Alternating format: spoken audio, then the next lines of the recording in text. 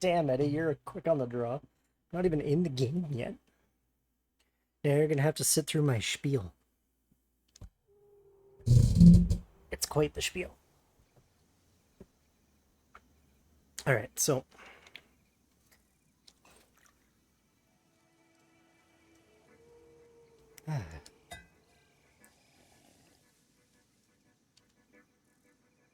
this is one of my favorite views on this map. And I'm gonna tell you why. That building, to a certain extent, that building and that building are the two oldest factories that survive on this save. And together with that factory over there, they kind of represent the, how can I put it? I guess the like engineering stuff I need. That distant factory makes your higher order modular frames and like rotors and stators and shit for me. This is a great big iron factory, and that back there is literally my entire copper production. And I've been stuck for in-game, not in-game, but like real life years, because none of my factories have functioning logistics between any of them. These two factories don't even have truck stops. That distant factory has truck stops, but there's nothing automated to it. And then even further afield, like way over, you can just kind of barely see it in the distance. Over that way is my computer's factory, which again, nothing is getting taken there automatically. And way off in Blue Crater is our fuel plant. And I was kind of taking a what I call my census this morning. I was going around to all my factories and tearing out the greenery that I could, and sort of taking stock of what needed to be done. And the main thing that shouted at me as needing to be done is we needed to hook up the trucks. But the way I implemented trucks was for the old early access truck mechanics, where you could record as complicated a route as you liked.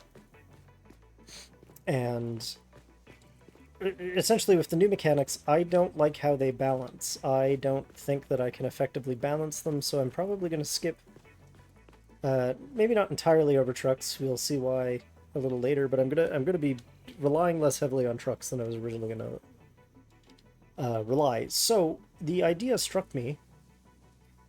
This factory and this factory are half a kilometer apart from each other, which is a large distance on the scale of individual buildings, but that factory does not need to be way the hell over there. It just doesn't. Everything that it makes can be made from parts made in these two nearby factories with help from like the smallest input from my steel factory, which is kind of just on the other side of the arch. So what we're going to be doing today is thank you for saying it's a nice looking complex, but we're going to be tearing down several of these buildings and starting over. Yeah, I really wanted to put as much as humanly possible. I wanted to put things on foundations. Some of these are even blueprints that I made up. But yeah, today I'm going to be getting in the truck. We're going to drive over there, decommission these factories, gut them out, and then rebuild them from scratch. Because I hate myself. And there's something very cathartic about not having to worry about uptime. And to be honest, we're stalled anyway. I cannot complete any more objectives without rebuilding the space elevator. And I'm not intending to build the space elevator until I have interbase operability working for these new factories. And as an added bonus, these factories, because they're so old, you'll see when we get over there, they have no lighting, they have no windows, they have no real good way to move around inside them. They're aesthetically, I managed to just barely avoid the gray box disease, but they're pretty not so nice to spend any amount of time in. So we're going to not spend time in them. Alright, the only reason I'm bringing a truck over is just because we're going to end up with a bunch of loose material and I want somewhere to stash it, so... Step one was, before stream, I shut off these miners and let them drain.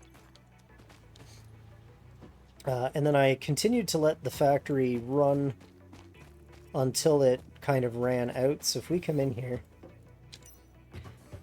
you see these smelters are all done. The constructors that work with the output of those smelters are also done. The smelters up here should be empty by now. Yep, and all the belts are empty, so that's good. That means this whole building can be demolished. Mostly. Also haven't played on this save in like a year, so even though I played for several hours this morning, I still keep getting turned around. Yeah, and then this factory, it looks like it's probably just about done feeding into things. We're gonna have way too many extra screws, of course. I'll just take those outside, I guess. But once the belts are empty, we can start tearing stuff down, which is kind of the big deal.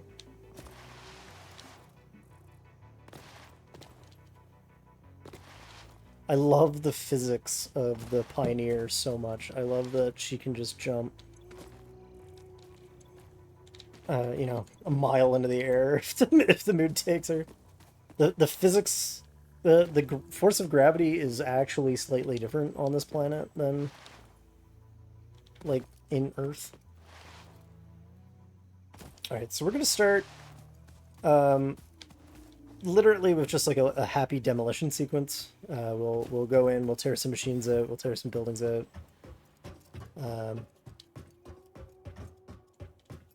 I guess I should check the copper one too. And then once we're done doing demolition, we'll do...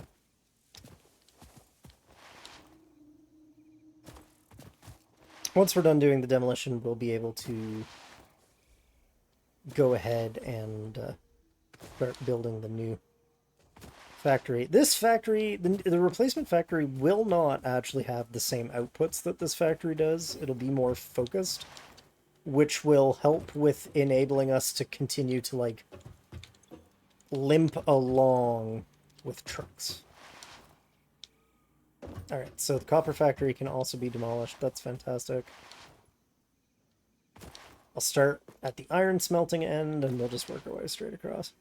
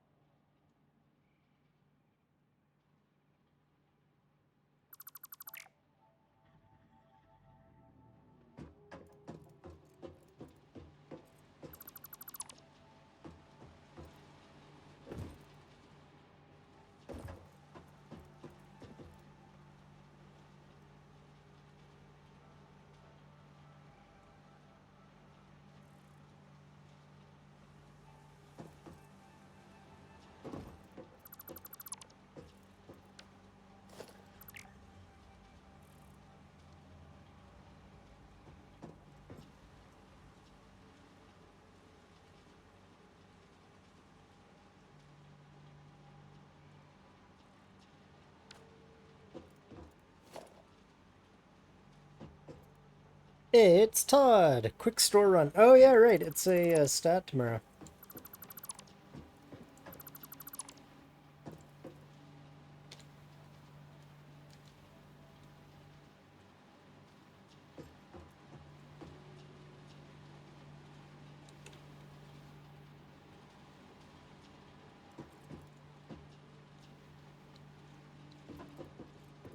Oh, because they're not the same kind of belt.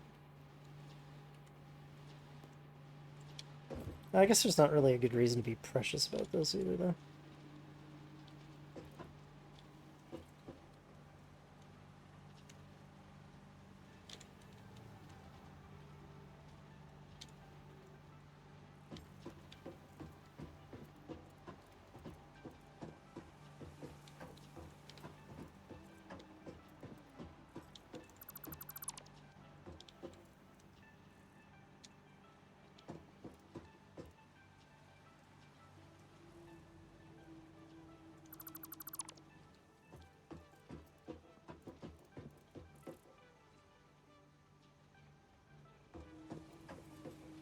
Take the roof off so we can see a little better.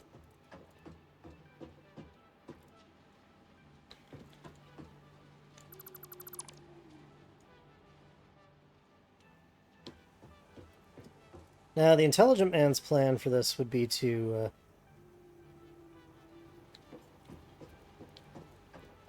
Oh, not that. As far as I know, that does something useful, so I'm gonna keep it.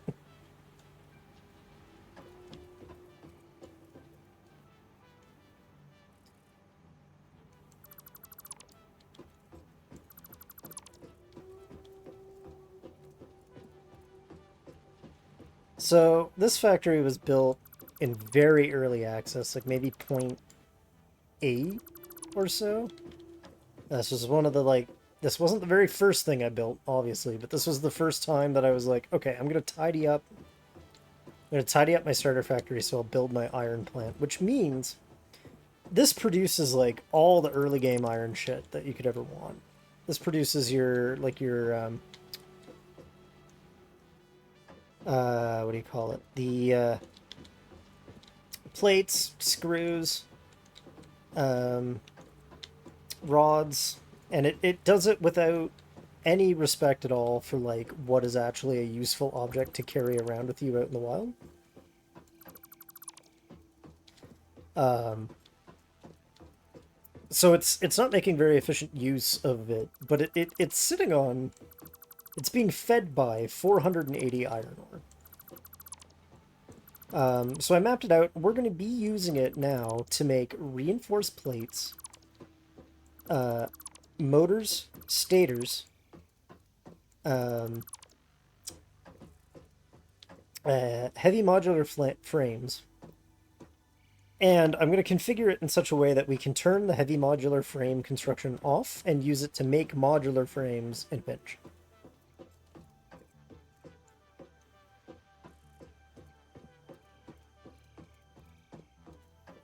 Um, but, like, nearby term, looking back in the direction of kind of my main, like, logistics hub, cleverly tucked up against the edge of the playable area of the map.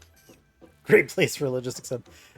Way back over there, there's a lot of iron, um, impure iron nodes, which I can use still.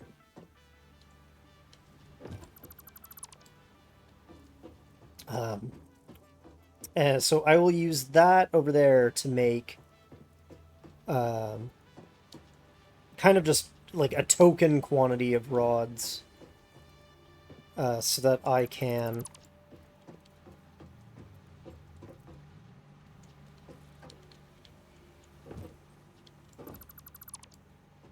Oops, didn't mean to do that. Anyway, I'll use it to make a token quantity of rods so that I can still have them for construction purposes, because like all sorts of stuff uses rods. I was just making them like way faster than I could actually go through.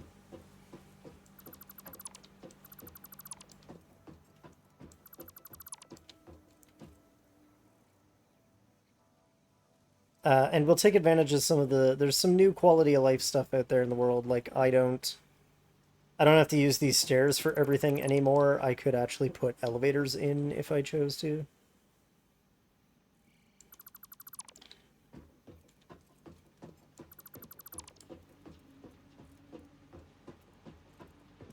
I'm kind of keeping our foundation here just because I might decide to keep this footprint. I probably won't, realistically. In fact, I probably shouldn't.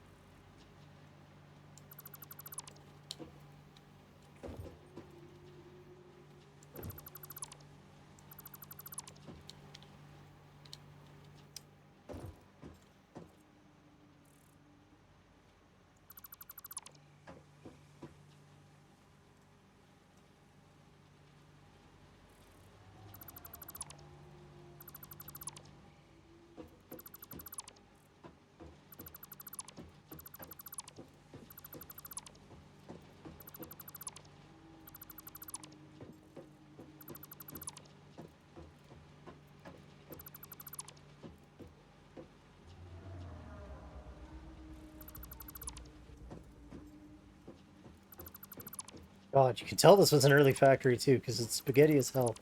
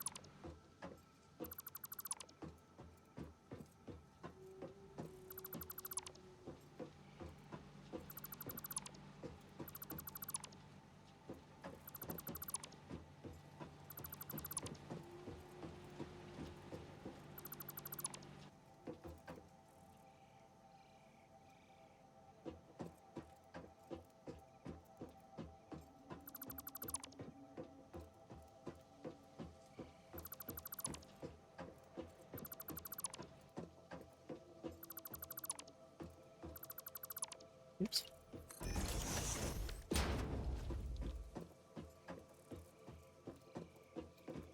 But I may keep this little trunk because it's convenient for me. Or maybe I won't. It feels like it's convenient and then it's not. So I have 360 iron ore coming in from across the valley. They get uptaked into this fancy little bridge thing and then shot across. And then I have another 120 coming in through here. If I bundle that up, I could put it all on one belt. So what I'll probably do, I guess, is gut this for the sake of redrawing it right.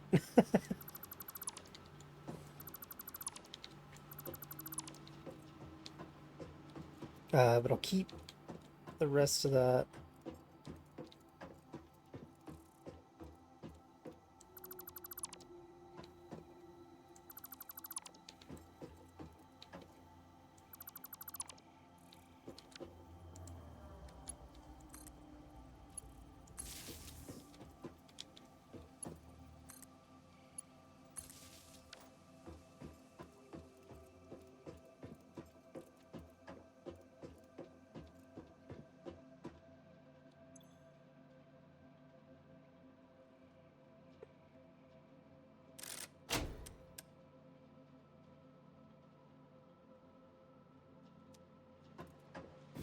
Take it off the mains grid just so I don't break anything else in the process.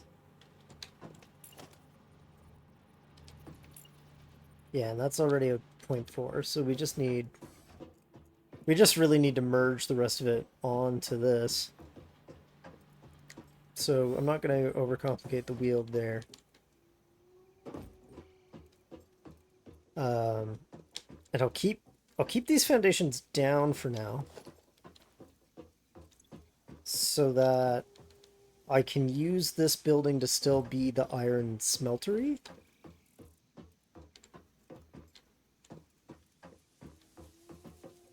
That feels appropriate. That's what I'm going to do.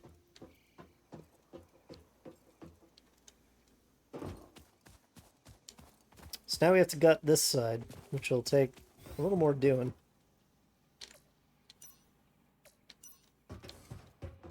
Oh god, I'm still just spitting screws out. So for some reason, for whatever reason, I considered screws to be something that I wanted to capture and export, and that is kind of, sort of, true. Except not really. You don't need screws, as near as I can tell, for anything that you would build by hand, except for, like, small amounts here and there.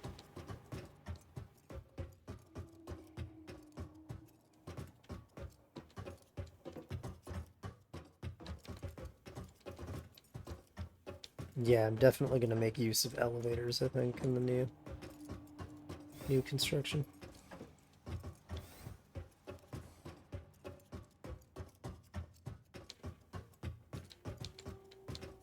Man, not one guardrail to be found anywhere in this building. I might not have actually unlocked them yet when I built this.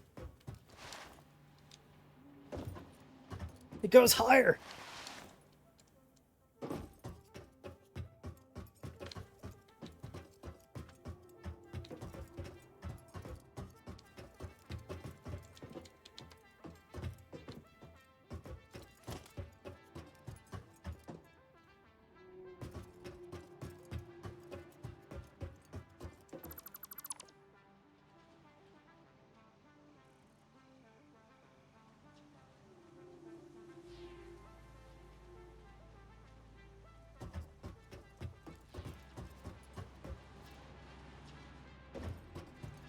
But this is what I'm talking about. See how I have to parkour my way through the building? This was not peak optimal design patch. This was me trying to, like, minimize for volume, basically. But still maintain some aesthetic considerations.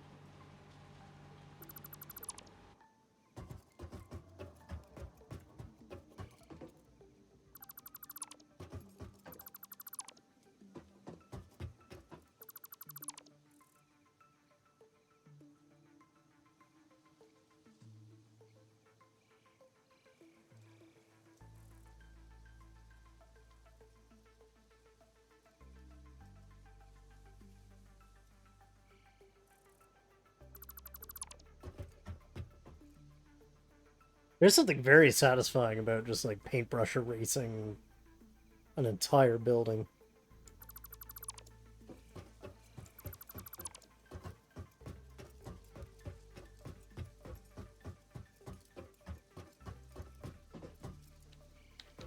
actually, before I go downstairs, why don't I just...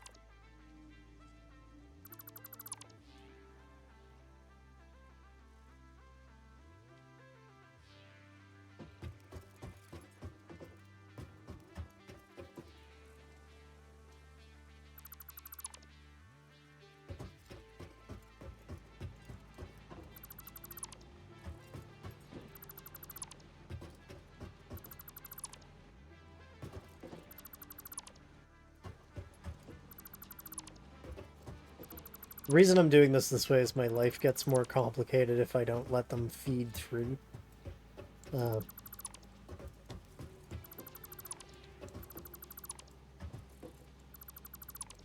Back, but not really evening rituals. Yeah, fair enough, Todd. Take your time.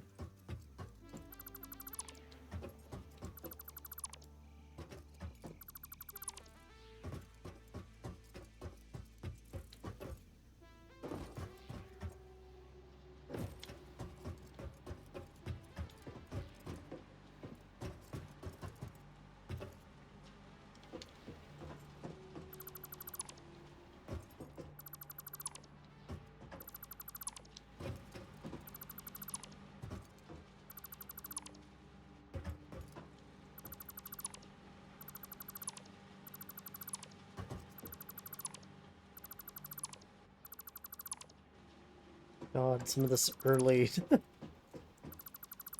early splitting was not ideal. So we're actually probably going to wind up reconstructing with fewer machines than we had in the first place. Which is good. It means that my power consumption goes down, which is actually nice. Because I don't want to have to deal with the physics of fixing my power consumption over the next however many weeks.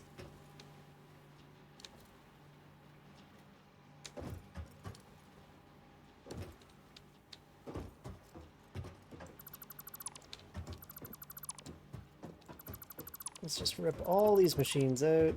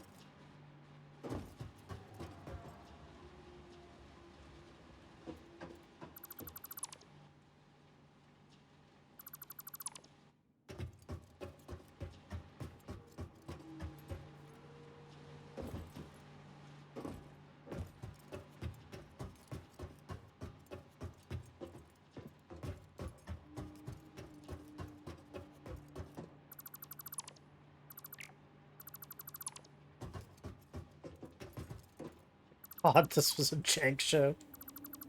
The sad part is, I think I built the original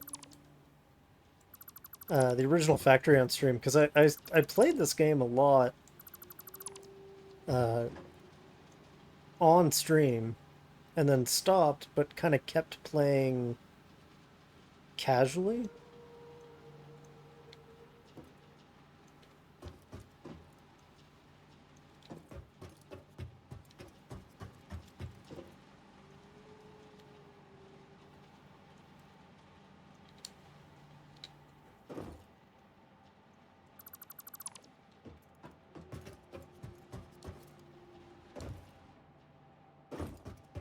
Alright, this is about as tore down as I can get it until the great cavalcade of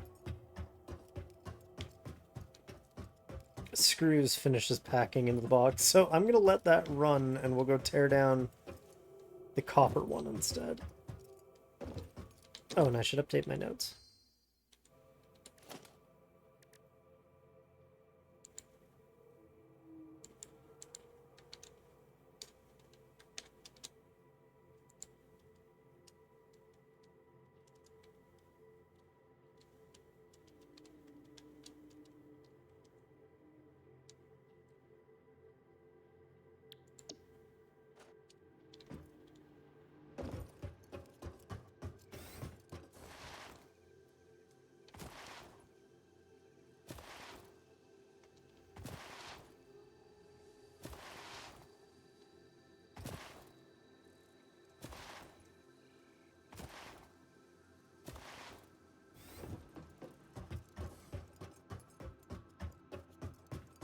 So this factory is definitely done quiescing.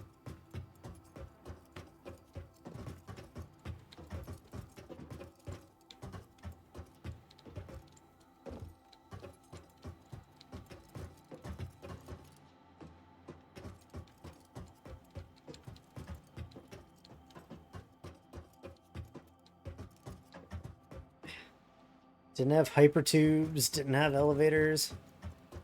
I actually don't remember unlocking the elevator. I'm assuming that something I did, something I technically count of having done, as having done earlier in the game, unlocked the elevators for me.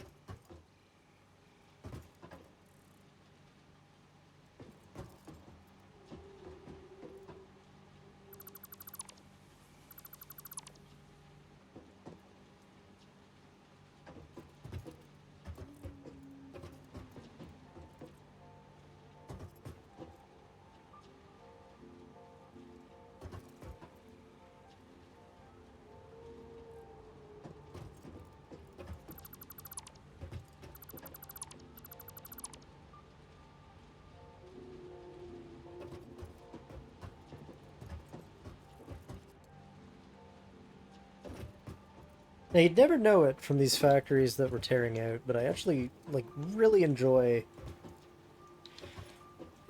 trying to build as tidy as I can in this game. And I also enjoy designing the space as though an actual sentient being will need to come in here and maintain it. So even though we're probably building back with fewer machines, the realm is secure. Welcome back, Todd. Even though we're building back with fewer machines, most likely than we're tearing out, I'm probably still going to use as much space. Perhaps I need trust levels. I'll need trust levels. I will also need just more, literally more space, like more physical room to work in.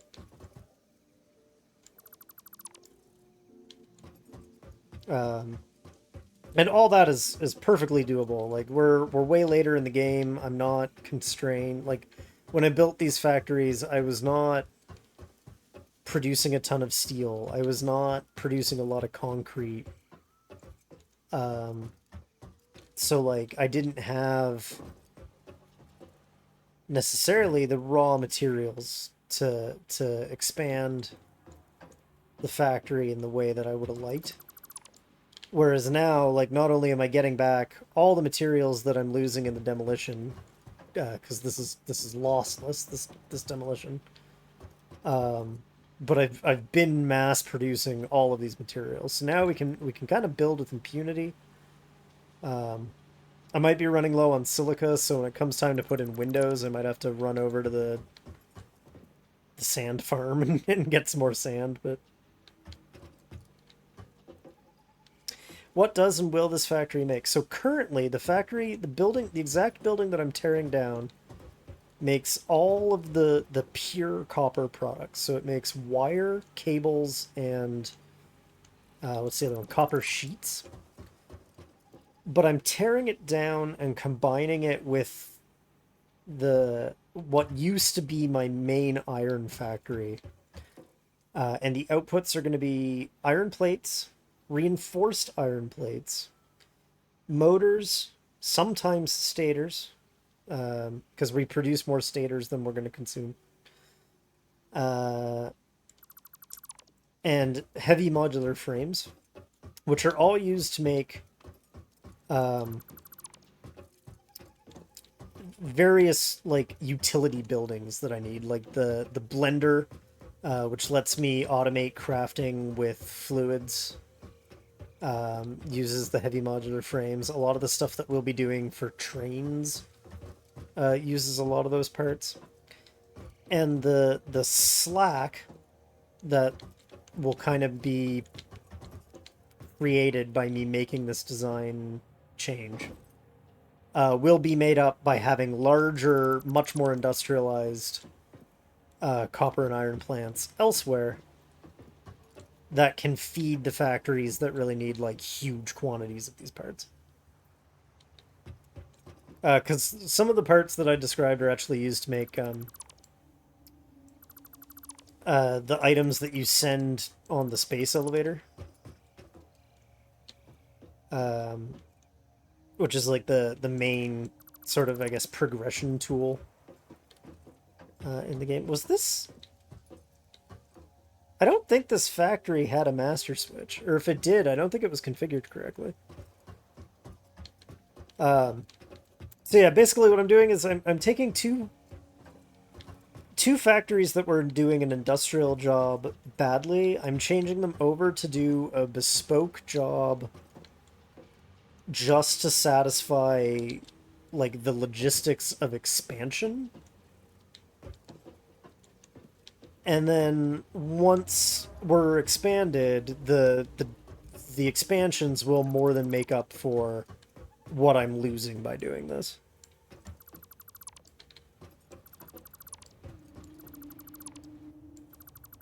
This guy. This manta ray thing flies a path that eventually takes him through part of my main logistics base, which is why it's the funny shape it is. He can fly through walls and stuff. And because it upset me to watch him do that, I built the logistics base in such a way that it avoids his flight path.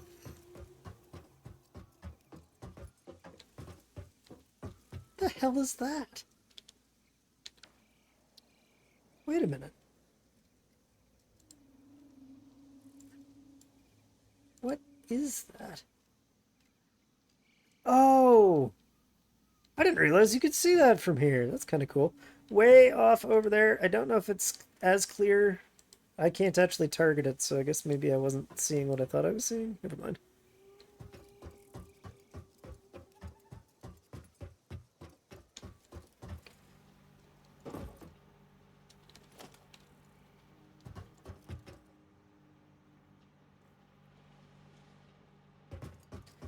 There's actually a few places in the game where I made decisions that look very strange, but they avoid kind of gameplay limitations or like gameplay physics problems. So like, I don't think we'll go over there today, but at my computer base, it's broken up in a really weird way because there is a type of tree in that area that you didn't used to be able to chop down.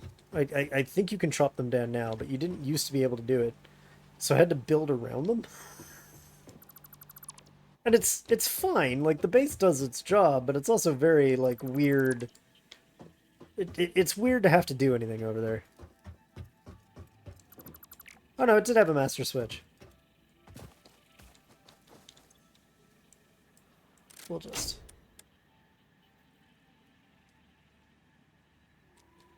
Sounds scenic if a bit tedious. Yeah, it's tedious for if you have to run around and like reconfigure things, but you almost never actually have to do that. Alright, I am going to keep... Actually, maybe I won't keep these foundations. Maybe I'll build off the highway. We'll see what we'll see what we do when we get there. Kind of surprised my inventory's not full. It's pretty close. I'm gonna take some stuff to the dumpsters and to the truck, and then I'll come back and tear those cartons out. And then hopefully we'll be able to finish tearing down the iron factory.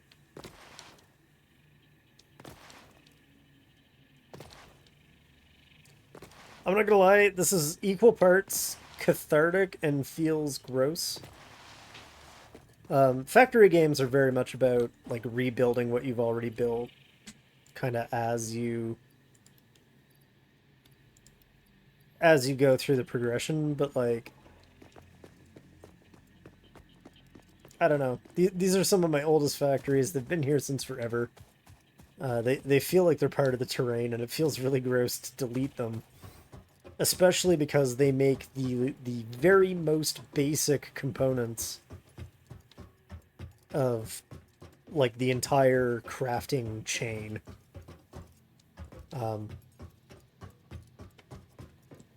Which also makes it feel a little gross that I've decided not to have all the same outputs anymore. I know that I have the ability to build a second factory to make the stuff that I'm going to lose stock of, but I don't know, it just feels it feels a little bit like cutting a hole in the platform you're standing on.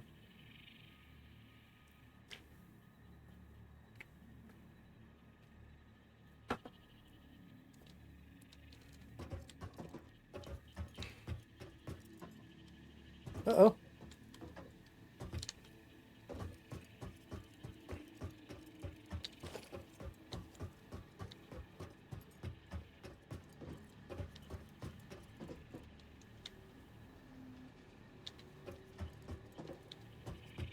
Whoever did the skybox for this game did a lovely job.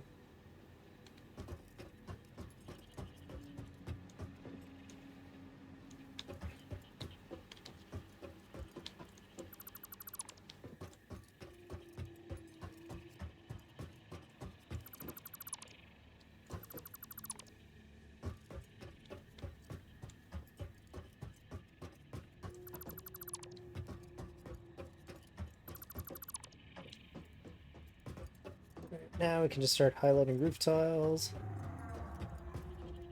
I keep forgetting I don't actually have to run to do this. I've been playing too much Vintage Story, where like everything has to be...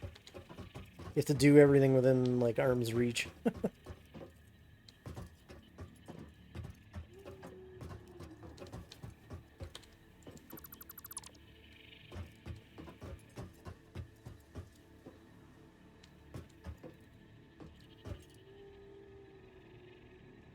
The painted interior made to look like the sky. That's exactly what it is. In most video games, most 3D video games with exterior views, the sky is just kind of painted on.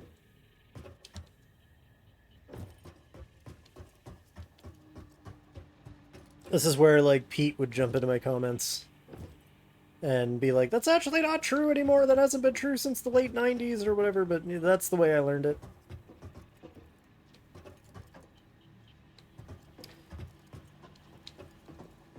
You get some games where that's not true, but like even Kerbal Space Program, which kind of simulates more than it needs to simulate,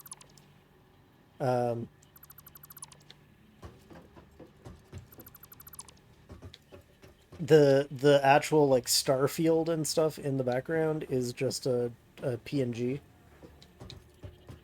And, like, this is obviously more than a PNG. It's got all sorts of like layers of animation to it and stuff, but it is a very nice sky. Whether it technically counts as a skybox or not.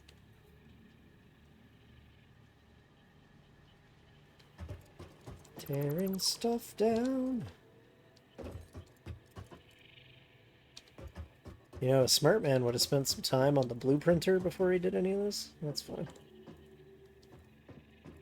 I've never been accused of being smart. There's no need to start now.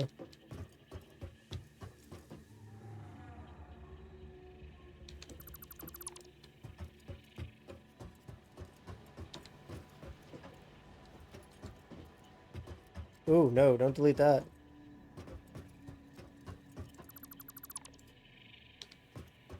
That is the only problem with the kind of borderline unlimited range of the multi-tool, is that it would be kind of trivial to, like, accidentally cripple. Smart is very topical, but I'm indubitably intelligent. Fair enough.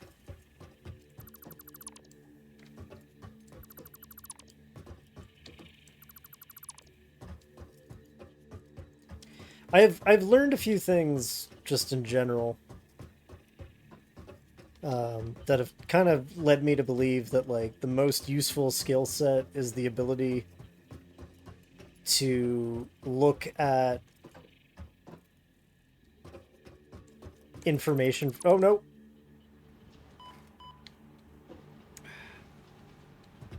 That's the sound of me breaking my shins. Okay.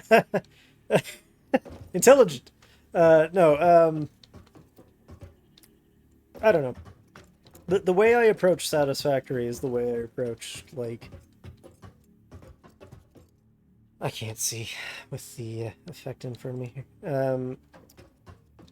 Any kind of, like, puzzle game, any kind of building game, any kind of coding problem, like...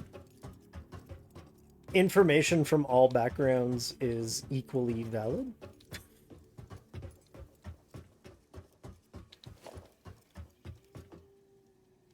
So one of my like tricks of living is do the maximum number of things so that you can learn the maximum number of tricks.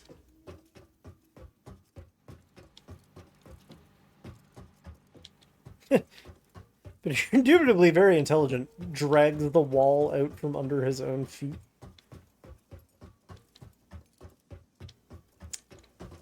Respect, Todd. Respect.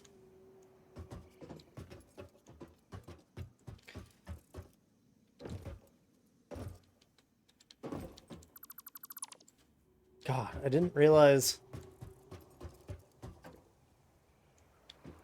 I should start planning these builds around the idea that I'll eventually have to tear them back down.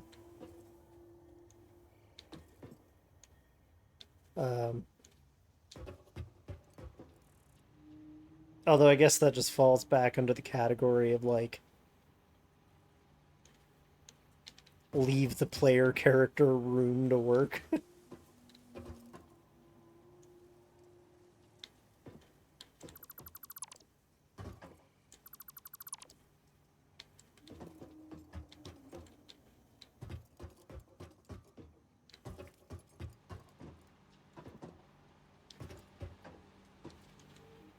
And again, it's entirely possible I'm going to regret this. So this is kind of what this is innate of.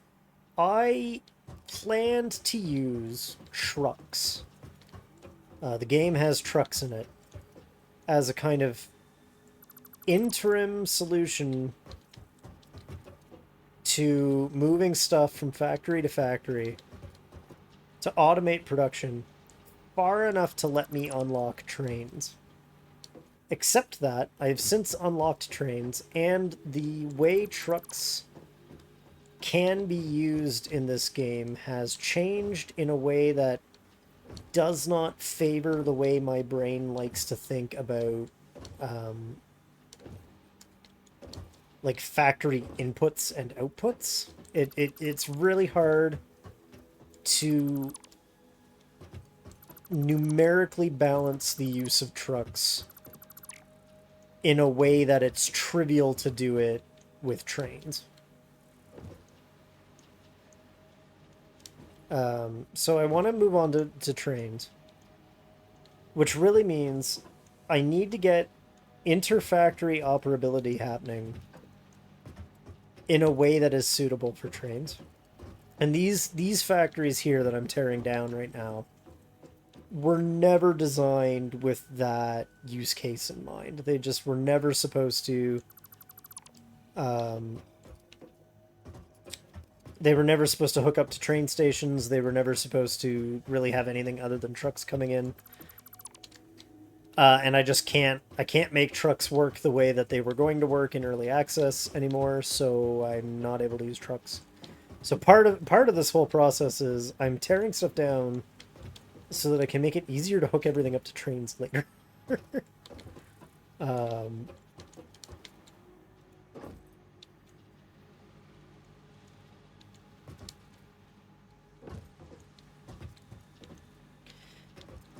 Which also probably just means, like, some of these factories, including this one, might not end up hooked up to automated outputs at all.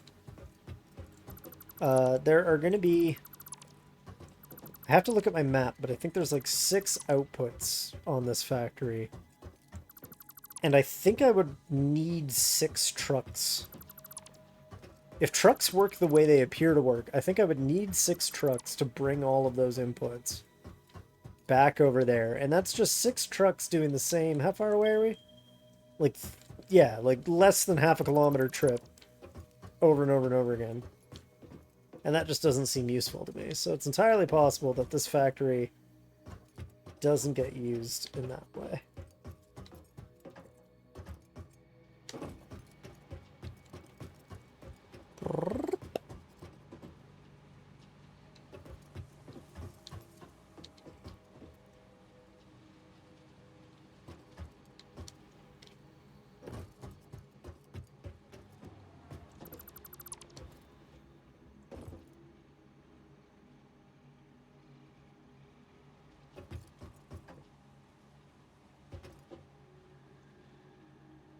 I'm not going to dismantle the miner because I don't have to.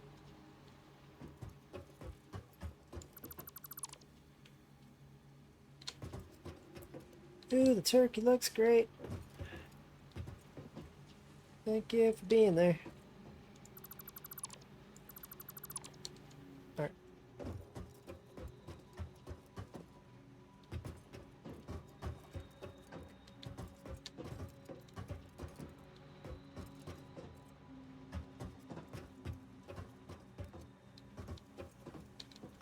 So the issue with trucks, what used to be the case with trucks was that you set up the routes that they worked on by driving it manually and recording your inputs, basically. That wasn't literally what happened, but you had to drive the truck around the map. And then in one of the updates since last time I played, I think it's a fairly recent one, that was completely changed. They got rid of recording routes and replaced it with placing kind of like invisible rails for the trucks to run on like they were trains. But as near as I can tell, there's no way to like sequence them? Maybe I'll find a tutorial. But like, as near as I can tell, there's no way to say like, go to station A, then come back to home. Then go to station B, then come back to home. Like, they basically just run on loops. And that doesn't work because of that doesn't work well if your outputs have wildly different rates at which they're manufactured. Like, it just becomes too hard to balance what's available in the truck station and like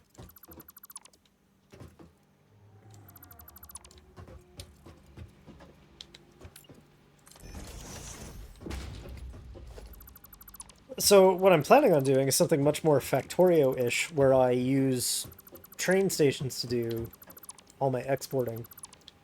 Which brings us back around to, I need this factory producing the things I need to make trains and train accessories so that I can build all these trains that I need to make.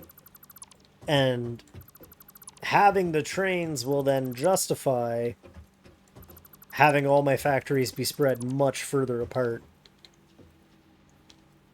Because right now, the main reason everything's so close together is because I have to run materials between factories manually. Because I don't have any automated transport of any kind set up right now, except for, obviously, belts, where belts exist.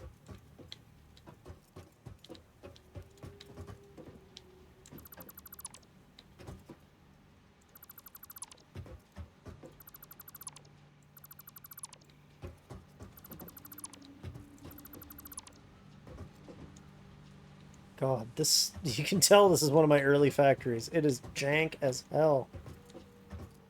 My modern stuff is much cleaner. Modern, he says. I haven't played the game in like a year and a half, but, you know, modern.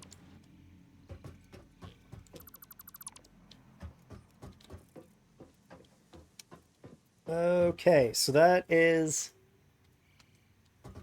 all the structural bits of the dismantling done. I have to chop some...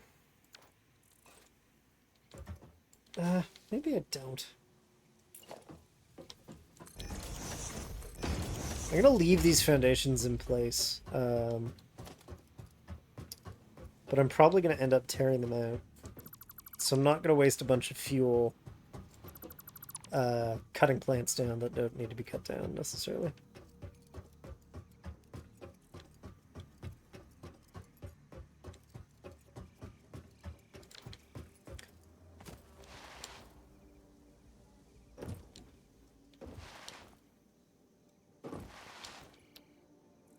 I want to be able to get up high.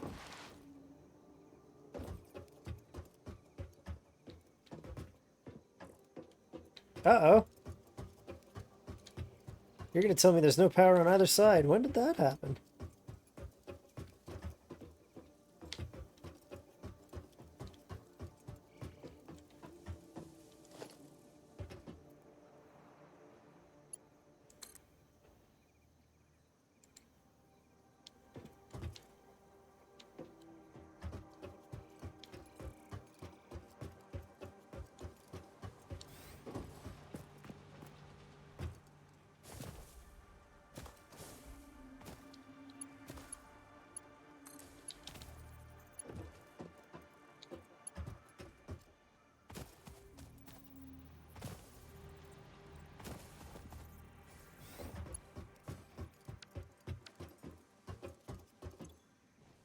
Power tower has voltage, right?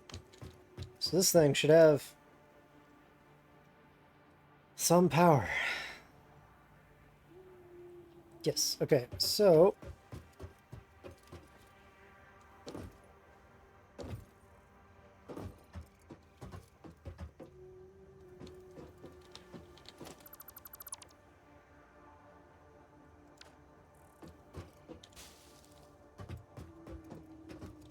So what's going on with the greenery here is that at some point when the game updated,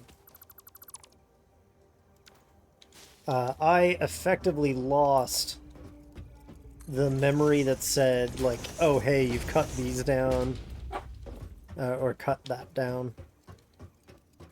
And it kind of respawned all the greenery in the game.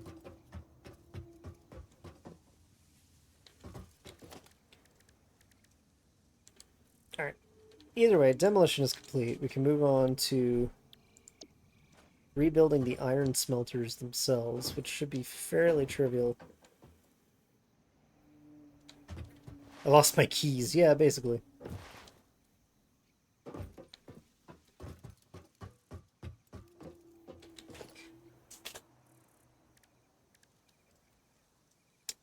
So we need some smelters.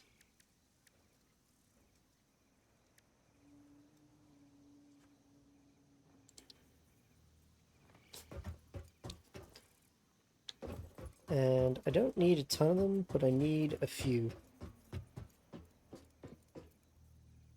Really wish I could mock these up better.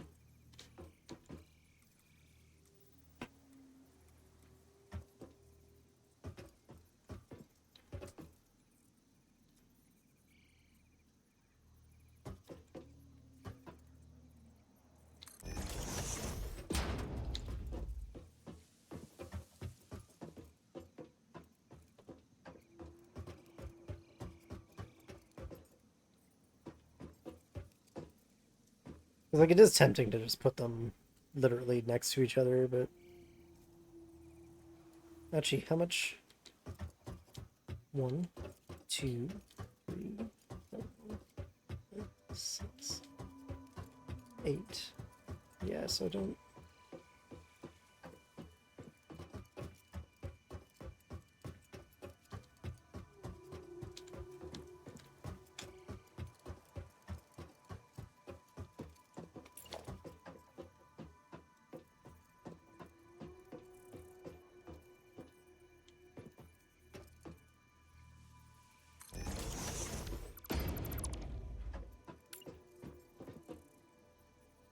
These, I guess I will just butt up right next to each other, because why not?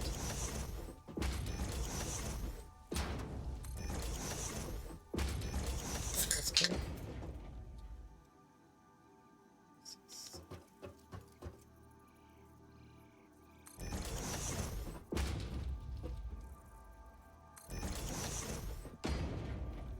Ten.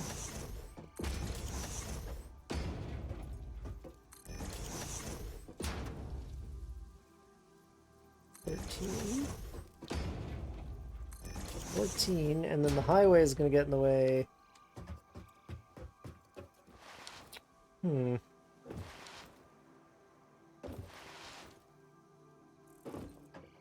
I could build them this way, and be particular about how I route the... Right? 1, 2, 3, 4, 5, 6. Yeah, I only need 2 more. I can fit them on this end if I'm particular about it.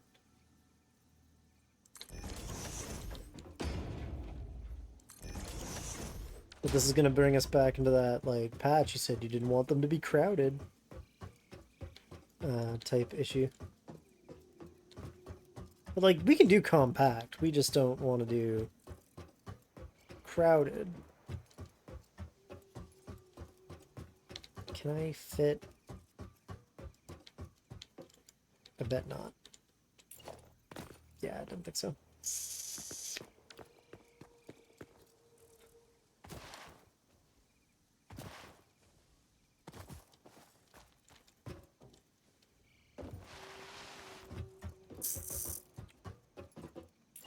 I have a half foundation.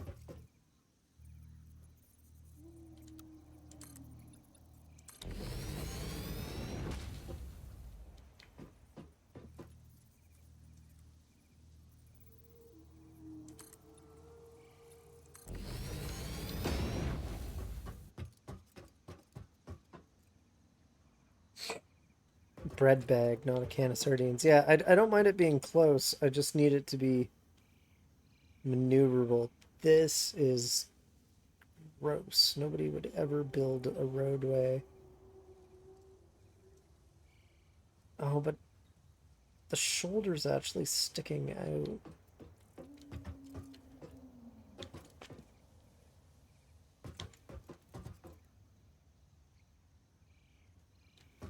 I guess it wouldn't be the only place in the game where I've got it kind of crowded like that. Truck port area? No, the truck's gonna hook up like way up the road. The other thing I can do, I am allowed, it is within my permissions, is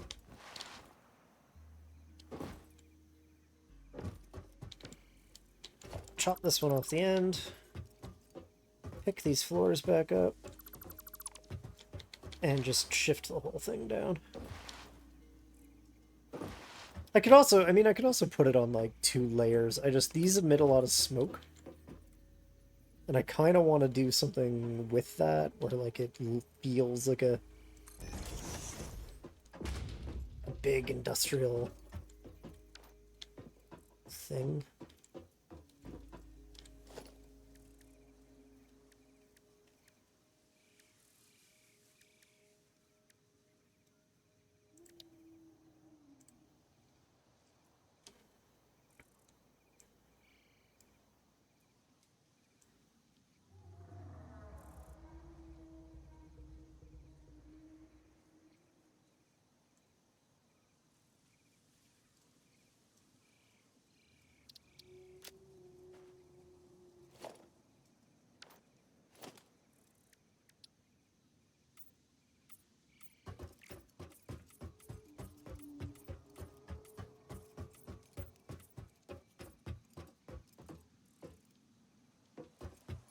Yeah, you can paint the hardware. You can also, these swatches at the bottom are stateful. Like if I had things in the world that were painted with swatch 18 and I changed swatch 18, it would update everything that was painted with that swatch. Or you can do what I just did, which is to like custom apply a very specific color scheme to a specific object.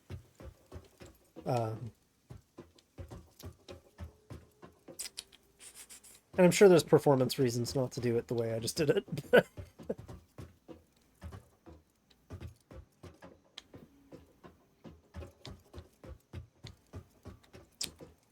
See, now I am tempted to put them up on 2 tiers. And have this whole area be more compact horizontally.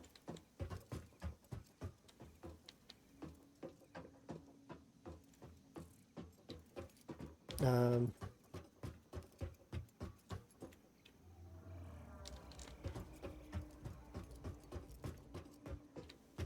yeah, which would also make this look a lot less weird.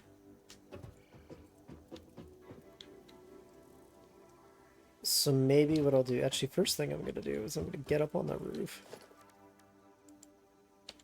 and fix this power pole because it's bothering me.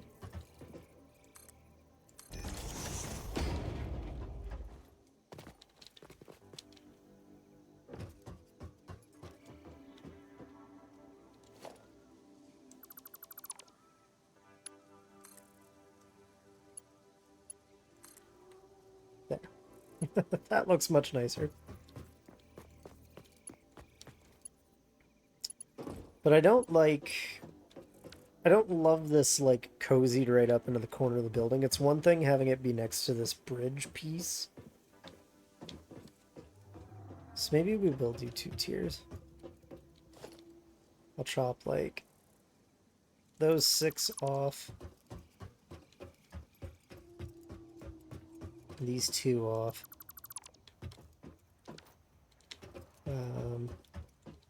Maybe that's even too far. Maybe it should be like...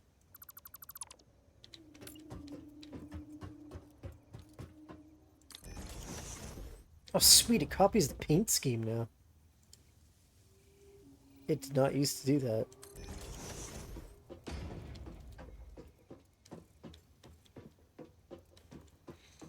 So if I had like these 8 getting fed with half the ore, and then I'll pick up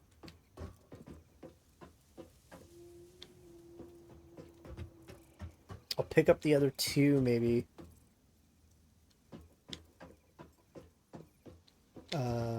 I could have them feed into the middle.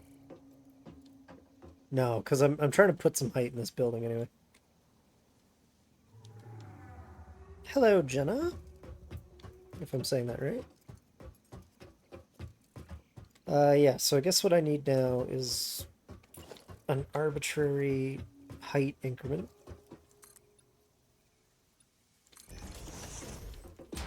I like the sound of 3.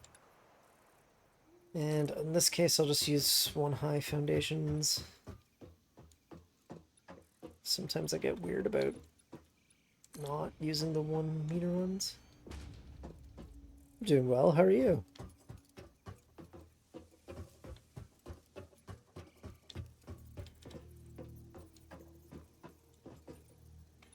And, okay, but the issue is going to become, do I actually have room to do this? Shaken? In a good way, I hope.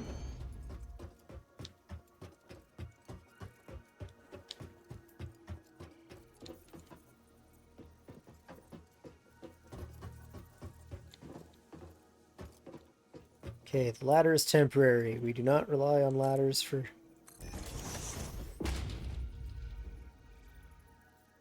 Hello, Miyaki. How are you doing?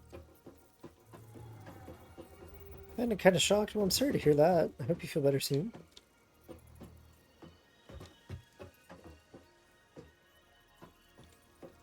Oh shit, you know what I've done? I've made it impossible to tell if these are lined up or not.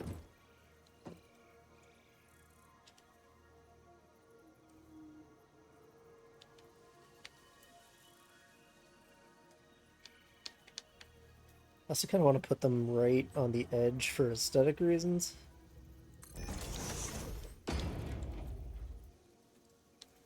So now, in theory, I should just have to build the rest of them.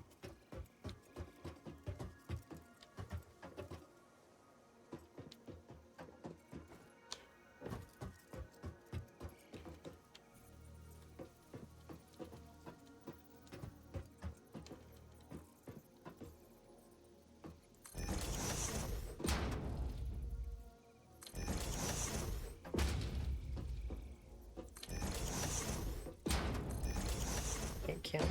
2, 3, 6,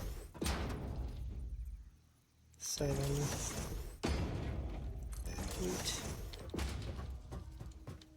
I sticking over the edge? No. Okay.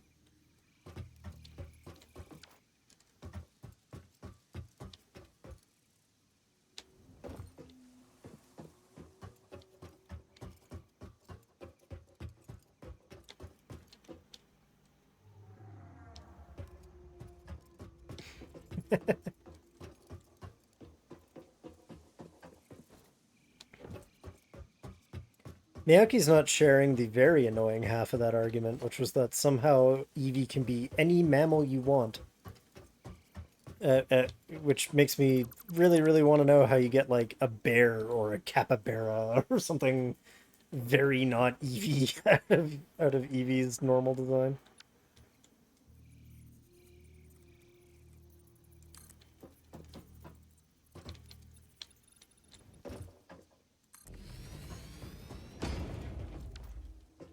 Now, obviously, I'm not going to just leave flying foundations in the air. We're going to build it up in a way that it looks reasonable.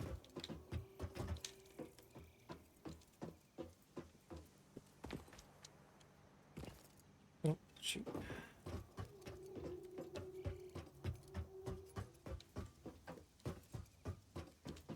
I'm just trying to think what that way is. Oh, okay. I misunderstood the original argument then. I thought the argument was literally like, no, it's any kind of mammal you want, not just like it is an arbitrary, non-specific mammal.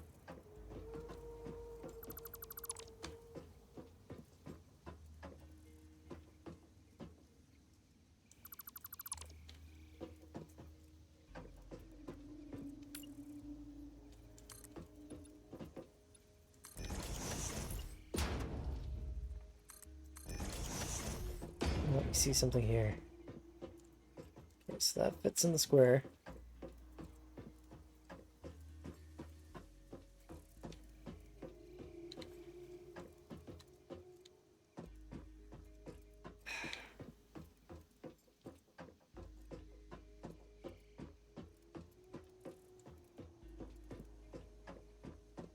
Foxes are not dogs. They're not. They're not even like a subset of canid. Like,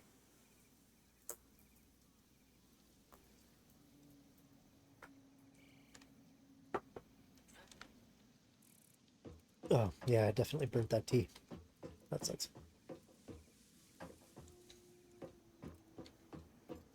Sorry, I'm still considering whether I agree with this decision or not. Even though I just spent an hour tearing stuff down, this feels like something that's going to be vaguely permanent, so I want it to look good.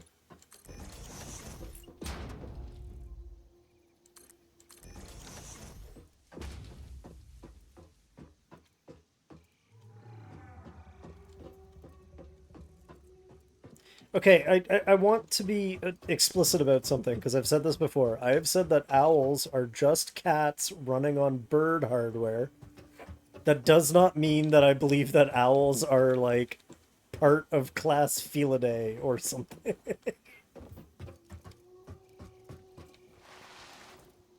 Hey, Mac.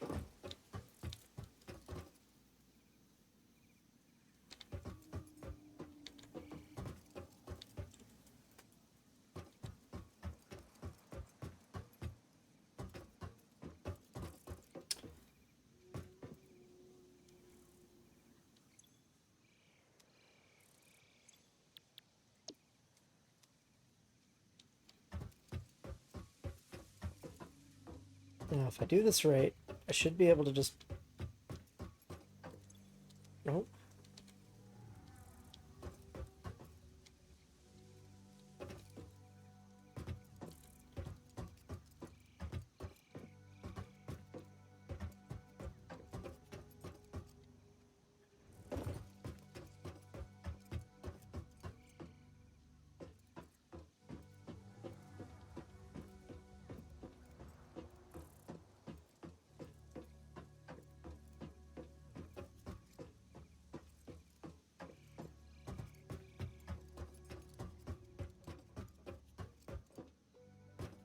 Oh, hey, you know what would look good if I have the room for it? Is to offset them all by half.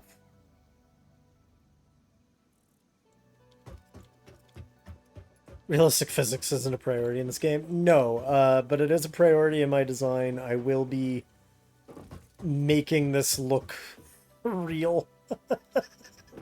It won't just be a flying platform full of smelters forever. Um,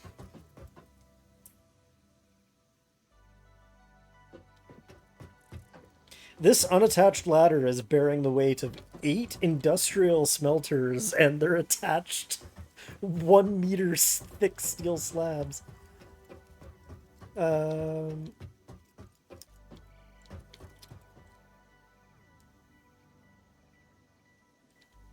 I'm trying to decide how I want, or if I even want to do what I'm thinking of doing, which is to offset. I'm kind of thinking, maybe chat can help me decide if this is a good idea or not. I'm kind of thinking of offsetting the top row by half. Maybe even like moving one to the bottom to make it fit. But make it so that the inputs are kind of like in the middle on the top row.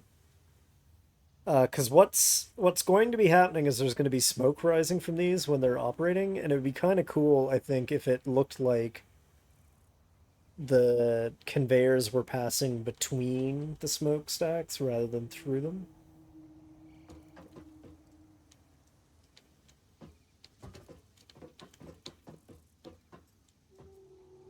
The real issue is just that, like, 16 smelters is a lot to place. I think I'm going to try it.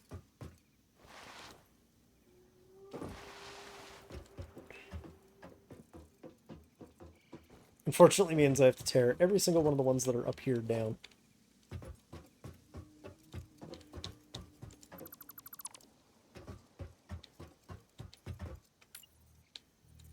And then also, because I didn't build enough space, I have to jump way the hell down here.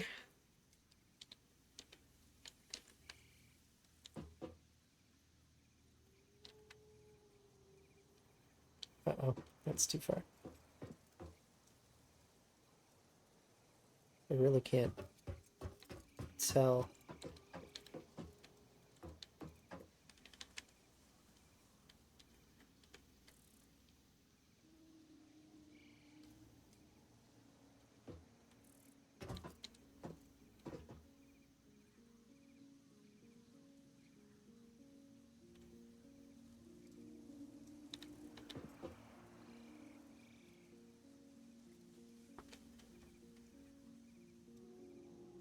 You know what?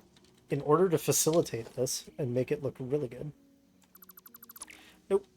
Leave one. I need one I can copy. Alright.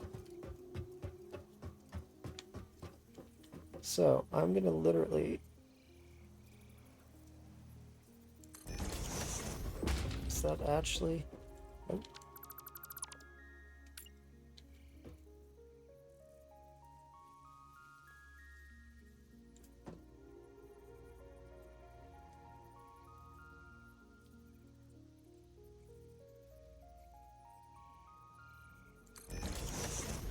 That is actually correct.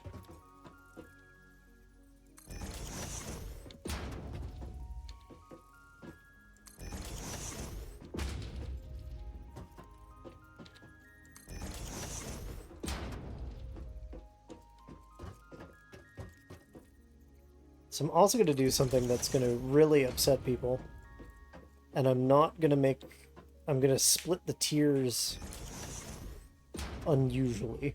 You'll see what I mean in a second. So it's going to be 1, 2, 3, 4, 5, 6, 7. You have to go away. 8. It's going to be 9 on the bottom tier. And only 7 on the top tier.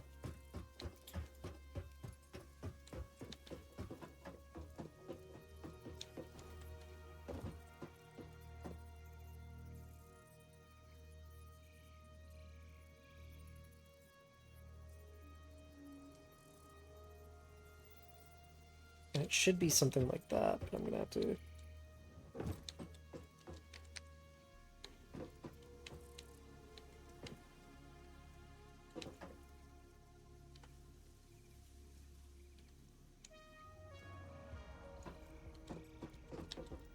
There.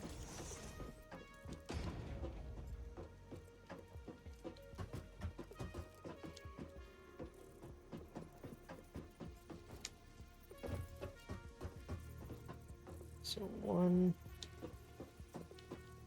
And it's not going to matter because of how we're going to do the, I guess, division of labor.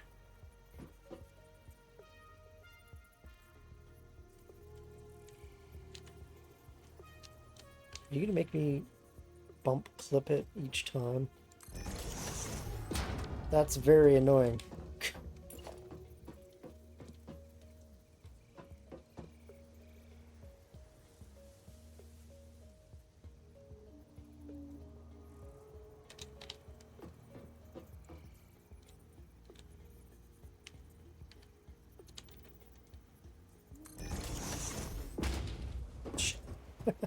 Really should put some guardrails on this platform so I don't fall down anymore. 1, 2, 3.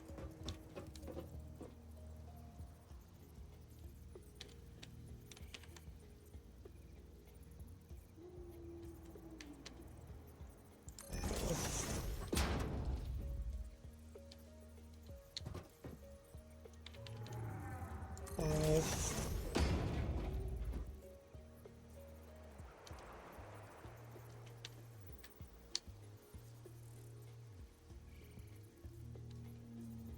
6.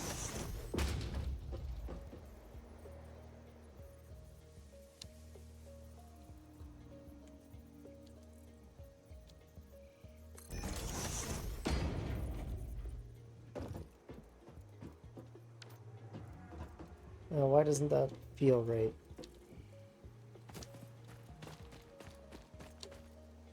Oh, cool, I tore the mine down. I didn't mean to do that. That's gonna be a pain later. Okay, so why isn't this right?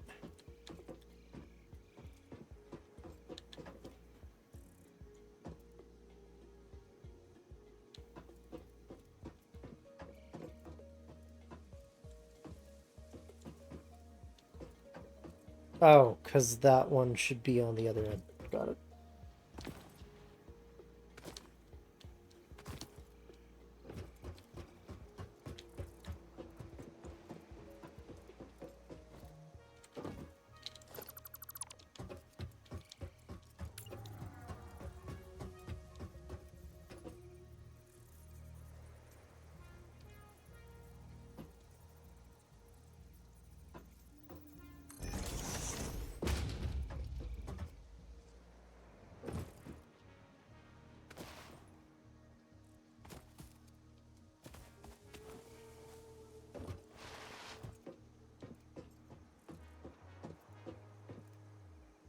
Yes, that.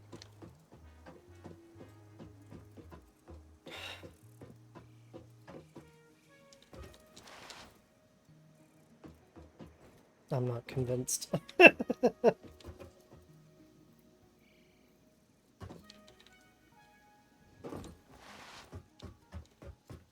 Now I'm almost wondering if I should have done like 4 tiers of 4. If I do 4 tiers of 4, I'm leaving them aligned.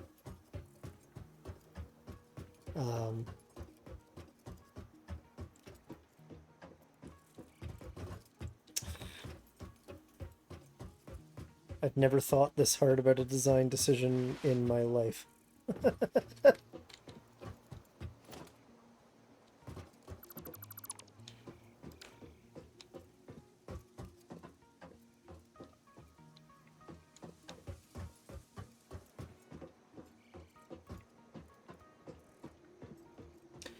Because if I did 4 tiers of 4, I could have them...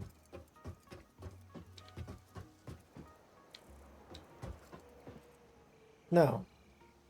That would make no difference at all to the aesthetics of the building, other than making it taller. Patch, you're overthinking it. It's a fucking iron smelter. Alright.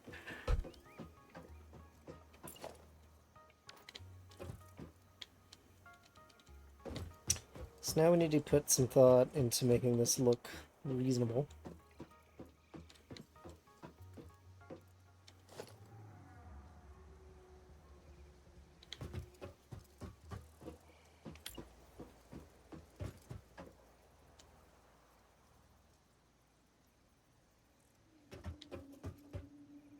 There's no room for inspection up there. I'm gonna have to...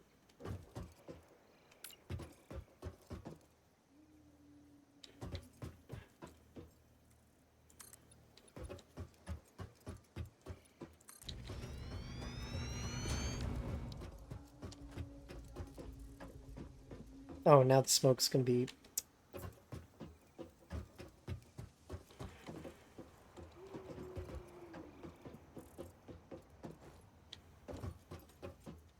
Yeah, because the smoke emits from the slot, so it's gonna just be all over the place.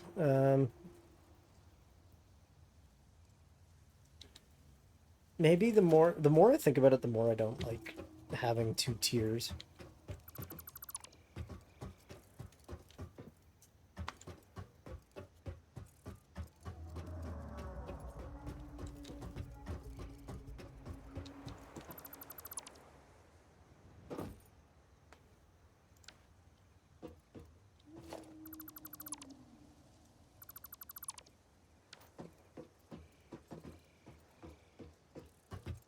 But I also didn't like how it looked crammed into one line, so...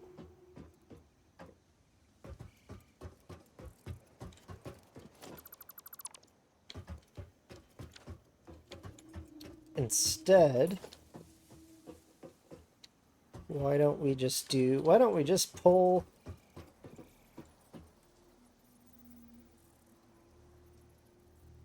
Why don't we just pull the usual suspect maneuver? And...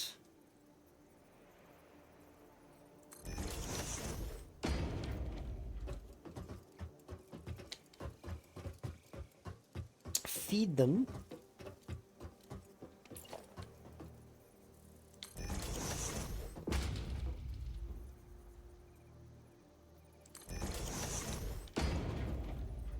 into each other.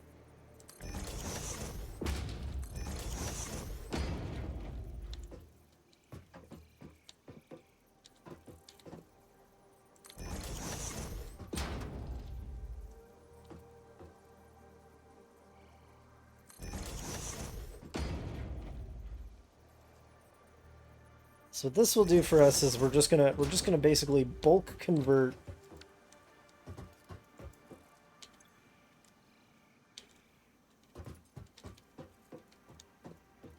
all of our ore directly into iron, and then we'll be able to pipe iron wherever we want.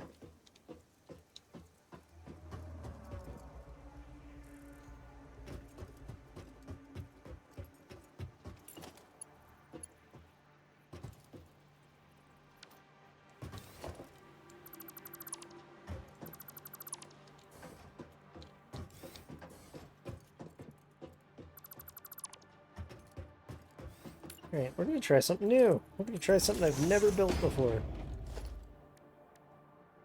I'm going to try using these new conveyor wall holes.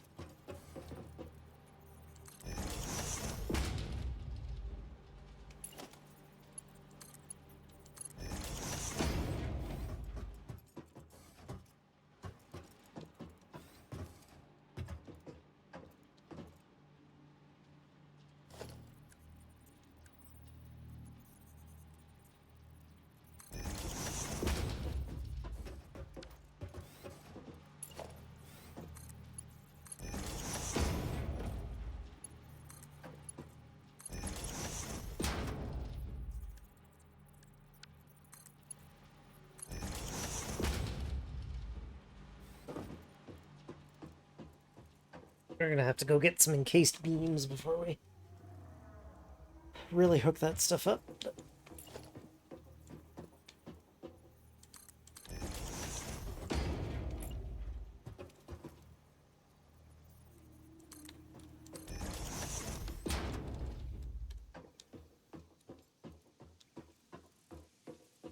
Actually, that's probably not correct. That's probably gonna be a real wall. Okay, so now what we're basically going to have is like a low barn-shaped building that we'll ventilate the hell out of, and then we'll just have a riser that can put my plates on a belt and send them out.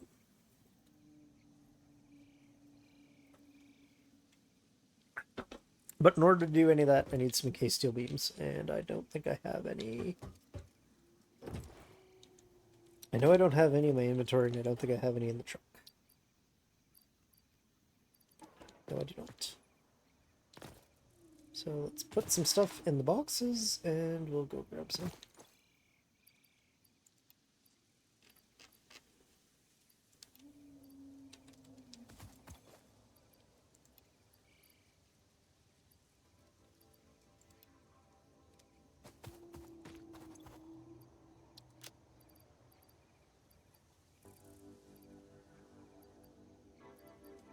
Actually, that's pretty empty inventory. I don't need a ton. We can go see my rinky-dink little steel factory, which might help you to understand why we're doing all this work.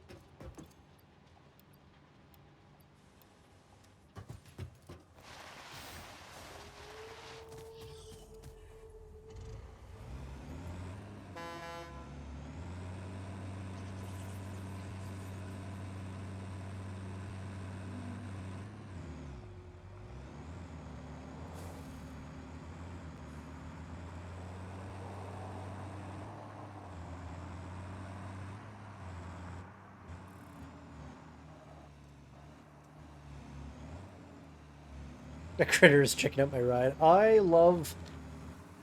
I can't remember what we decided they were called as a community. I think the community calls them like draft ticks or something like that. I think they're great.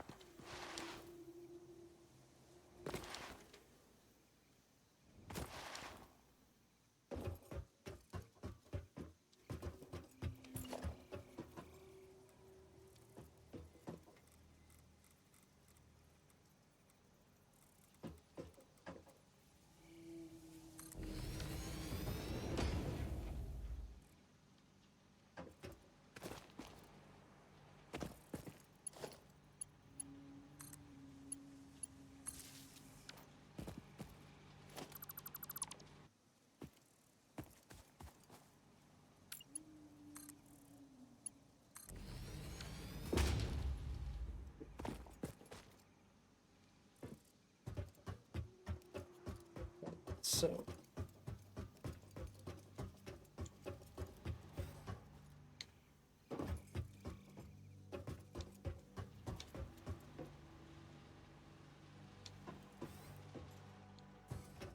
the real thing to do, I guess, would be to use a splitter.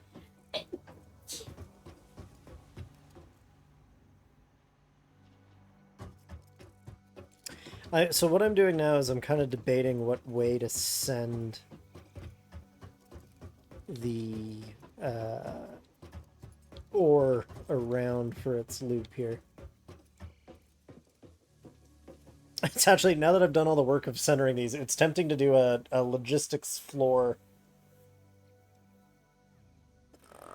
Do a logistics floor and then pipe everything up through the floor into the factory itself, and then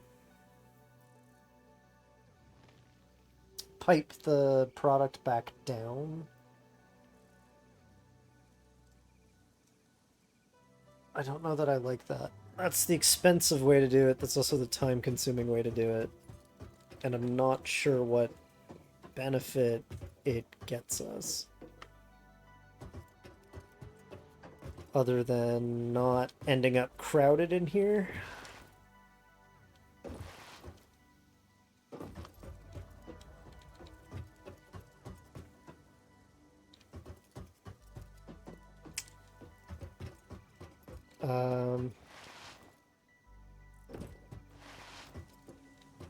It would get us up over the mines without having to build anything special to do it.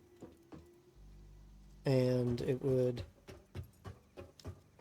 make this look less ridiculous, perhaps. Oh, god damn it. No, Patch says. That's completely unnecessary, he says. And immediately talks himself into actually doing it.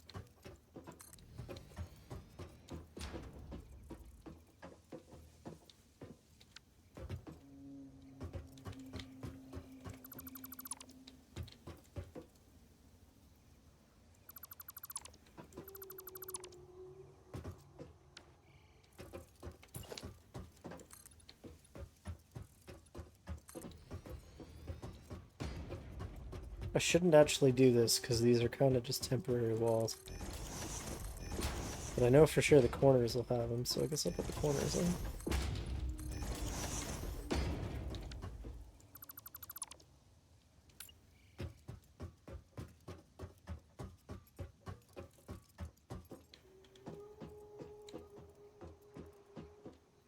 And if I'm doing it this way, I actually don't have to build.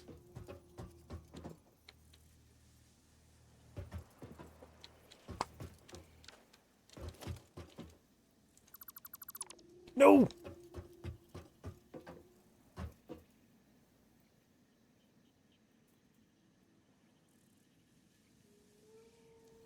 That may have just destroyed the power grid. We're gonna see if I can get away with it.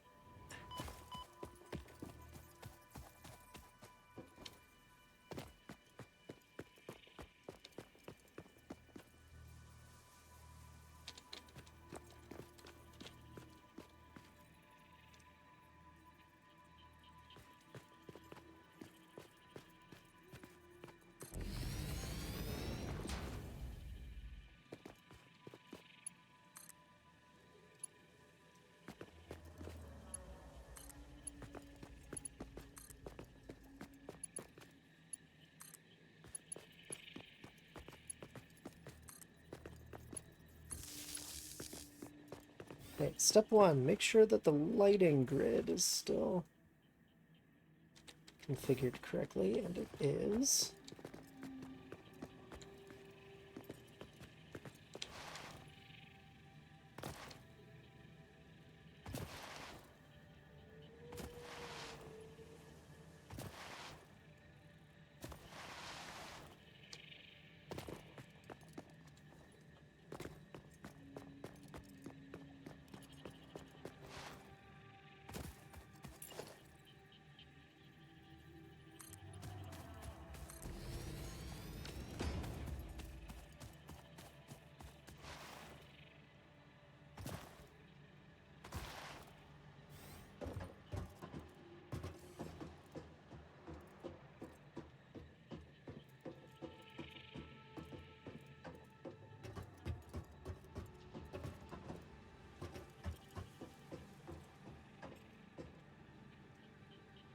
I don't normally use them that much, but maybe I'll see if I can get...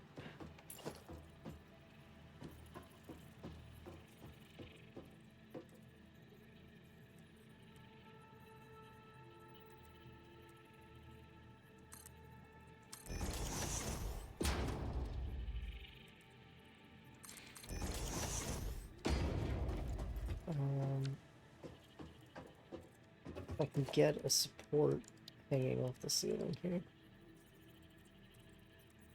I don't want to use a riser because it would be very awkwardly placed with where these doors are.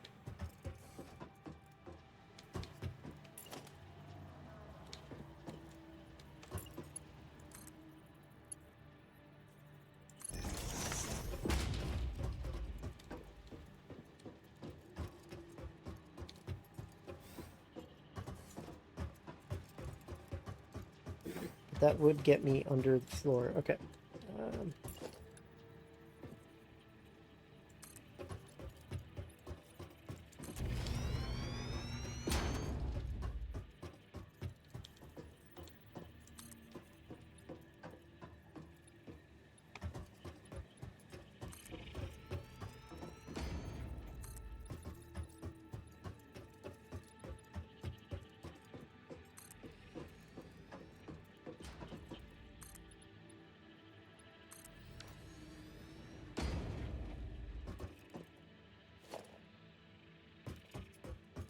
I'm so sad that I'm bring these out again.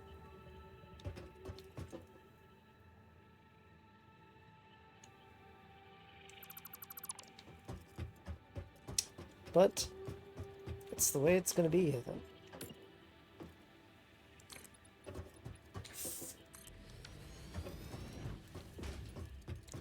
I'll have to get some lighting in here, maybe, but...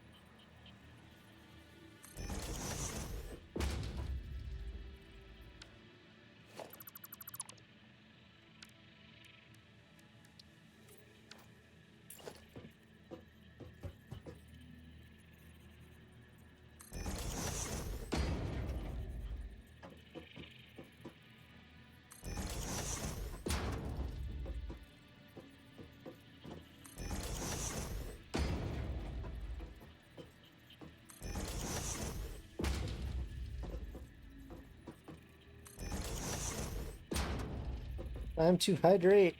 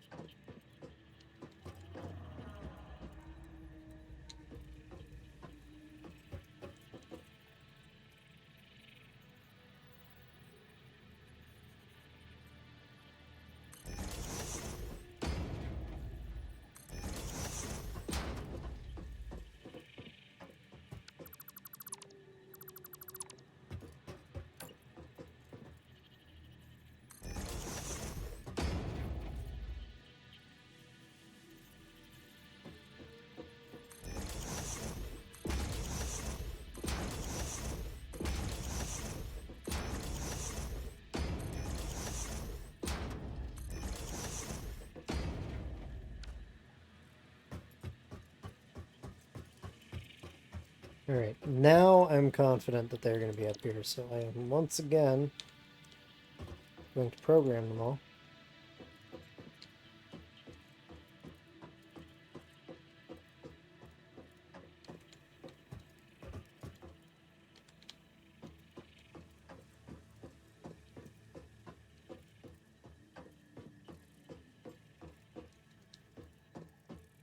Cool. So,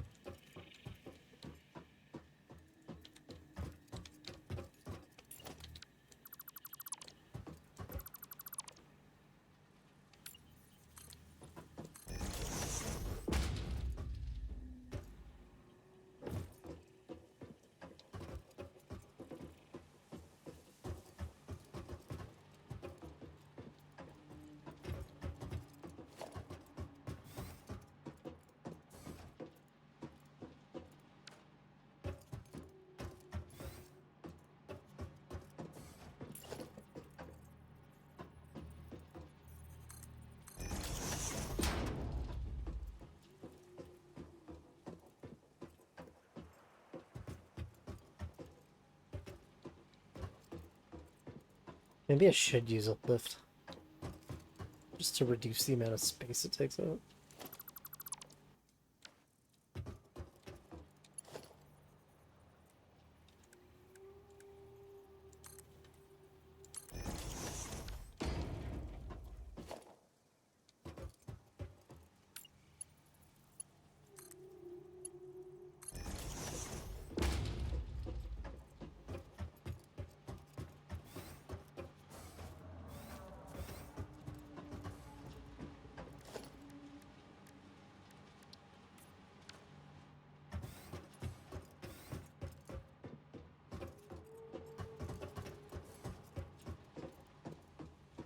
I'm kind of forgetting that I wanted to add a control room here somewhere too.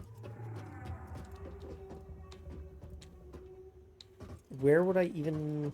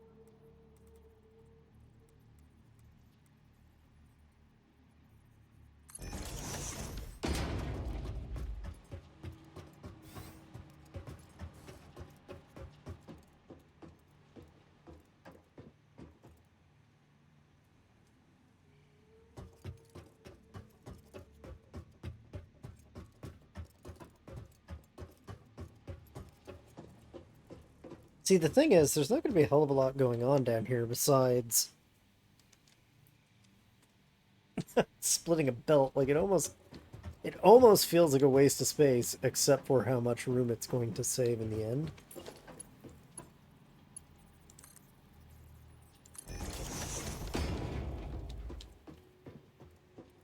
Um, yeah, they end up being these big cavernous voids because I build them full story sized. And then, like, it's just a floor for sorting ores. Here's what I'm going to do to help me figure out the spacing, though, is I'm going to place the... what do you call them? I'm going to place the holes. Hey, it's the Syndicate! Hello again, Syndicate. Something about watching you play Derail Valley yesterday made me inspired to play this.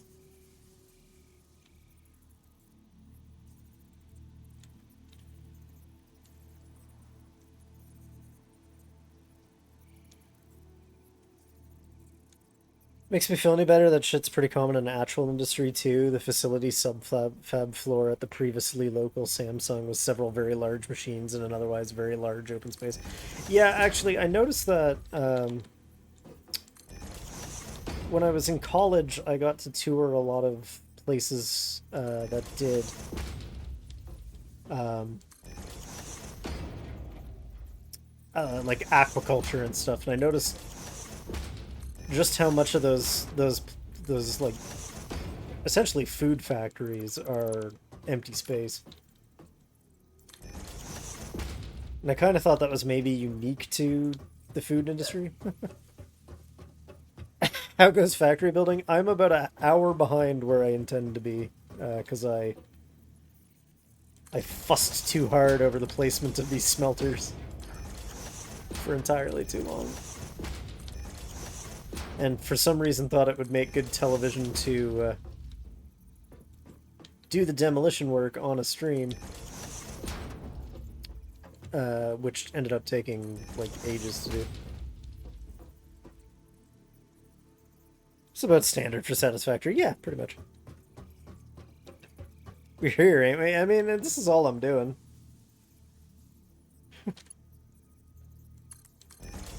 I would have been doing this anyway. Like, I played Satisfactory all afternoon, too.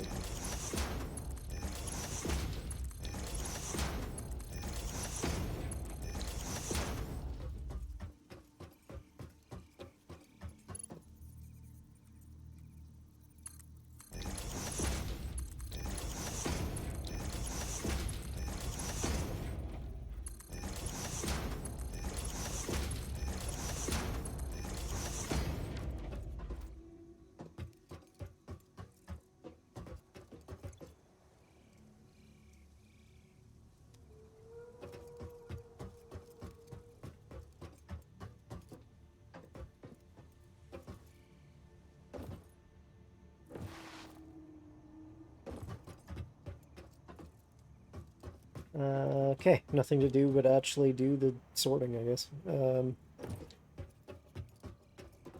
Now, the easy way to do this,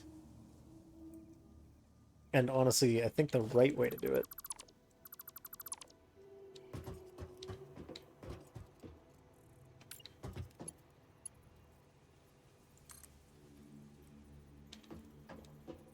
is just going to be to manifold it.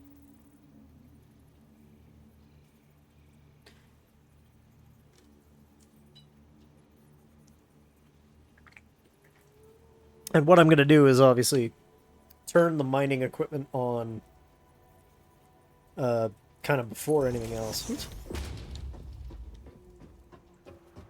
Can I get away with this? Is this going to look okay if I do this?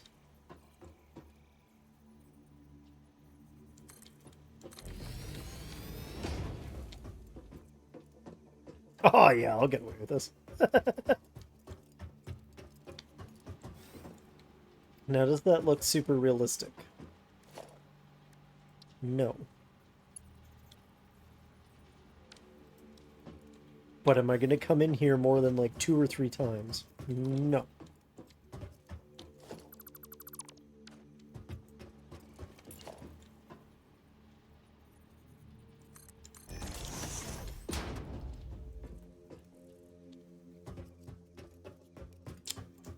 So yeah, we'll just route the pipe in. Nope, not the same way to do it. The same way to do it is going to be to bring all these pipes down first.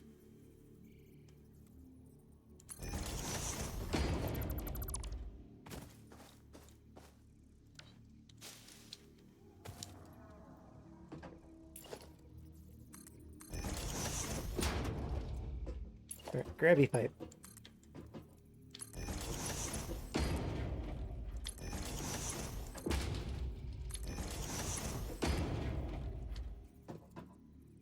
I'm out of iron plates!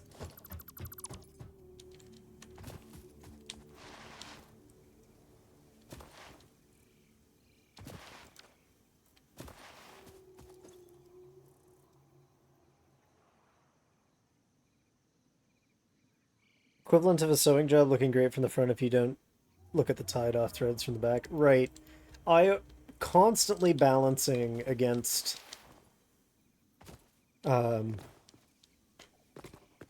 Alright, inside patch there are many wolves, but 2 of the wolves are Get this project done so that you can move on with your life and make this make the whole thing like one of those like wire management jobs you'd see posted on like electricians doing the best or whatever.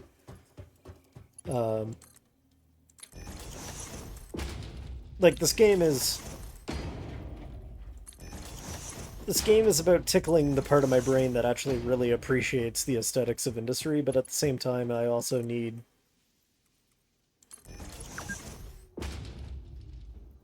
I need my factory up and running because I need to be able to move on to building actually interesting things and not just version 3 of the same factory. I'm actually going to take all those out because those are going to be windows later.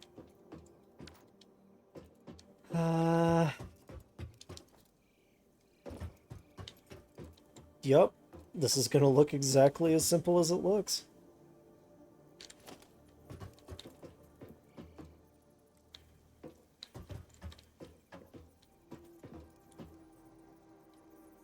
Am I making a friend?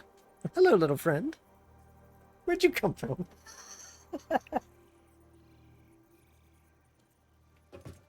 Wire management always pays off in the end. It does, which is why, even though it's kind of a waste of time, I'm going to line all these ones up and I will get in here with the lighting, and I might even leave myself some of those one of these is off center. Yep, that one.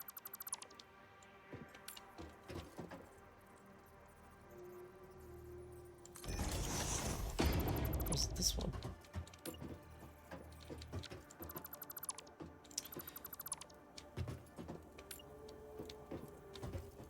Cable, wax string cable lacing a while back, and if you want to use it everywhere. Yeah,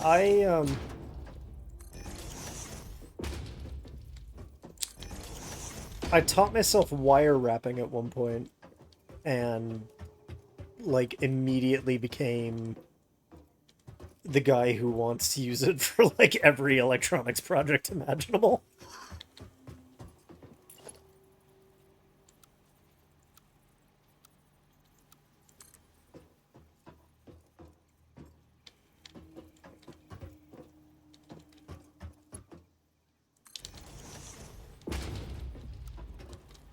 I'm so happy there's just a mode for that now. That never used to be a thing. You know what though? I'm not wild about it.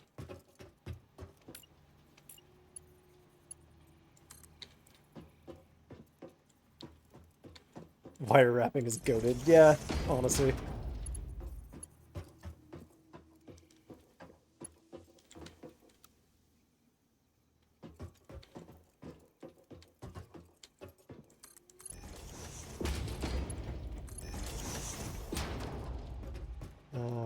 Let me think. What is the objection I'm gonna have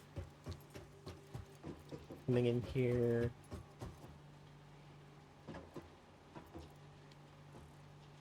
I can only use the when you have a hammer so many streams in a row. To be fair, I am the all my problems are nails elemental, so I see why it comes up a lot.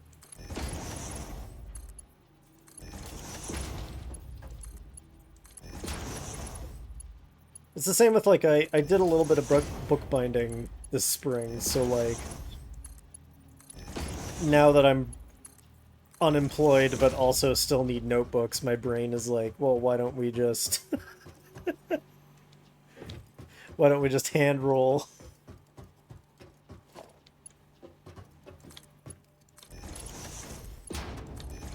Ooh, yeah, it would actually come in handy for telecom.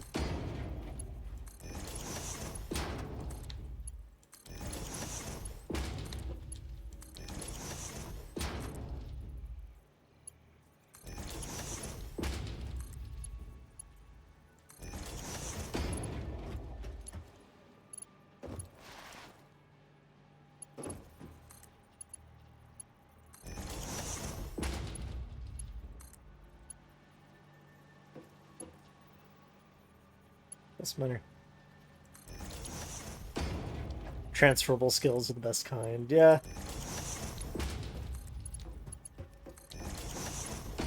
Well, and again, like... So something that made me a very particular way about gaming was being a line cook. And the idea that, like... How can I word this in a way that's not going to make me sound completely insane? Being a line cook and playing the healer in WoW are the same thing. They are both just cooldown management.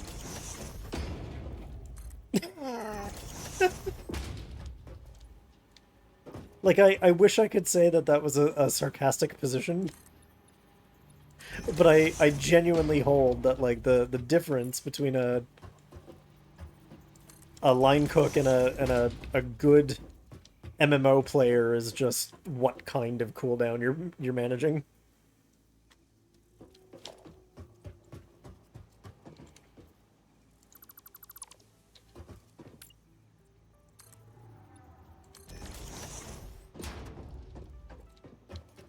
And I know what you're thinking, Patch, how do you get to the second floor? The real question is, how do you get to the first floor? Because we're not going to be entering this factory from outside anymore, unless we kind of have to.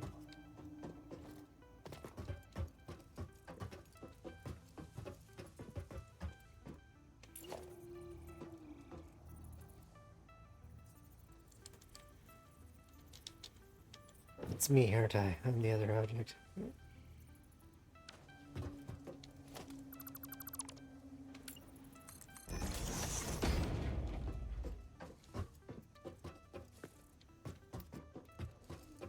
Alright, so now, in theory, if I turn the smelting back on, we would feed ore to all of these smelters. And I just have to combine their outputs now. Which I may do on this floor.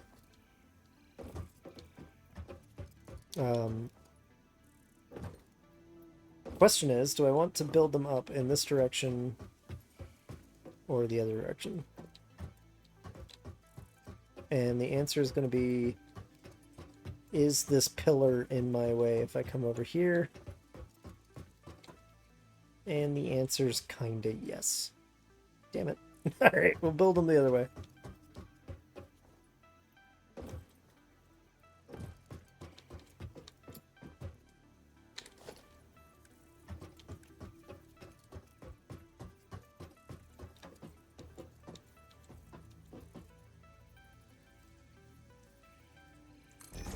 Is that actually correct? That didn't look correct.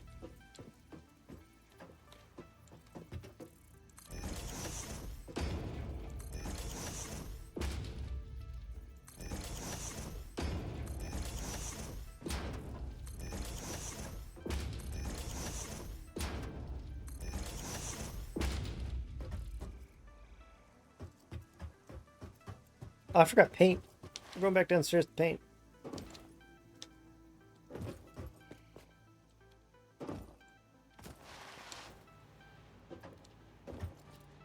Cause I really don't like the default color scheme. I think I can change the default, but I never know when the nostalgia is going to strike and I'm going to want to switch back to kind of how things were in the first place.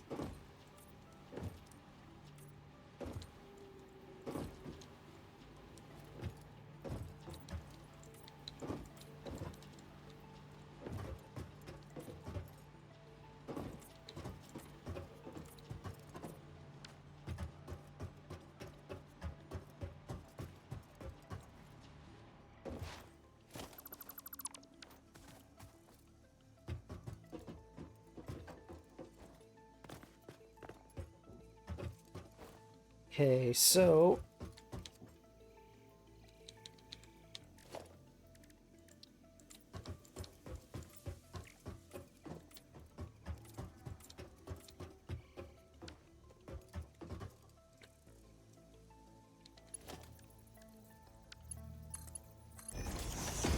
technically, if I wanted to be perfectly efficient about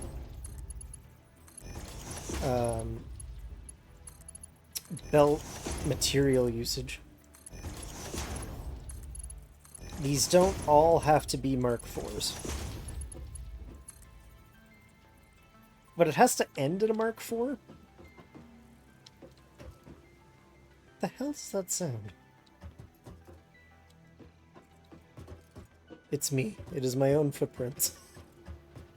I don't care enough about saving the materials to do the math. Is basically where that story was going.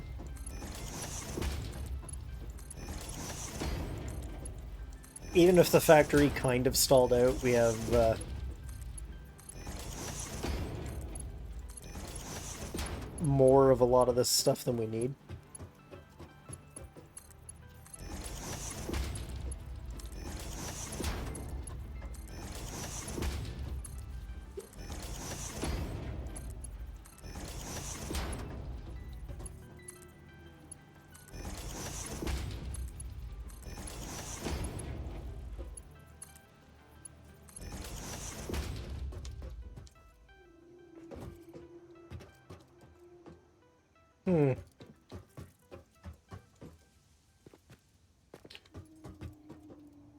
This is where the mains power is coming in, but I think central control is actually going to be over there somewhere.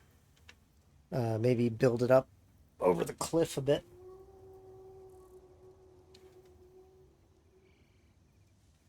Are these base materials easy to come by? You imagine I have some of them automated by now? Yes. Everything is basically trivial to come by once you find a source of it. So, like, in Vintage Story, if I'm mining copper, I run out of copper to mine eventually, right? And, like, the same thing's true in Factorio. If I find a copper deposit, I can eventually harvest all of it. In Satisfactory, the ore deposits are infinite, and your only limitation is kind of like based on the technology you're using, how much per minute can you extract.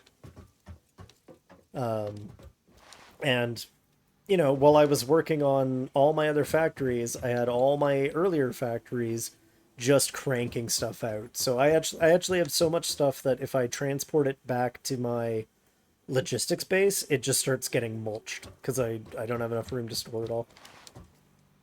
The issue is not so much manufacturing the base goods as much as it is like where have I left them and how quickly can I get more.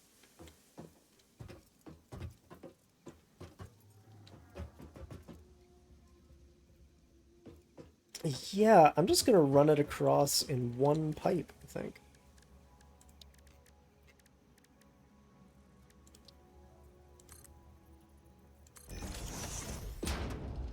Ooh, that's not right. Where's my material? Punch.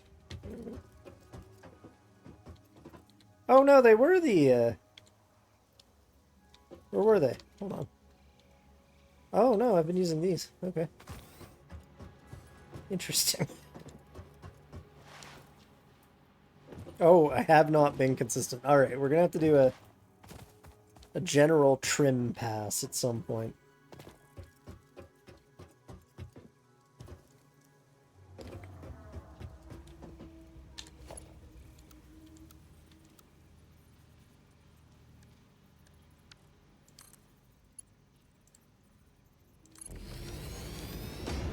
Alright, cool.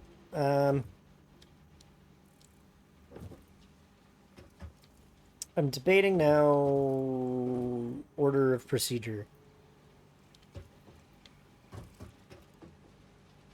I want to make sure that the mining tech is working, so I'm going to start with that. That one is on. That one is on standby. Okay. So what I'm going to do is I'm going to turn the master main switch back on, but at some point we're going to turn the whole factory back off. Oops, too far. So at some point we're going to turn the factory back off just so I can fix the wiring.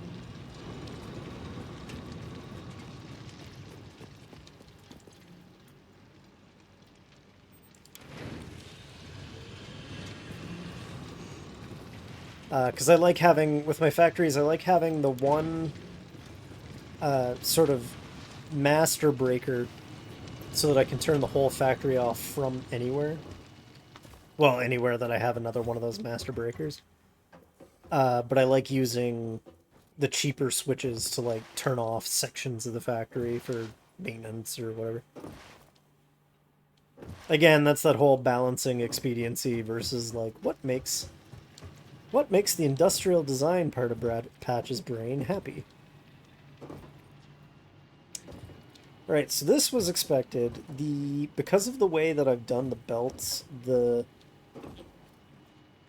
essentially the nearest smelters are going to get rammed full of ore first, which won't matter once we saturate the belt system, but would matter if we were like black starting this factory again. You'd have really unbalanced output until you actually reach the theoretical maximum.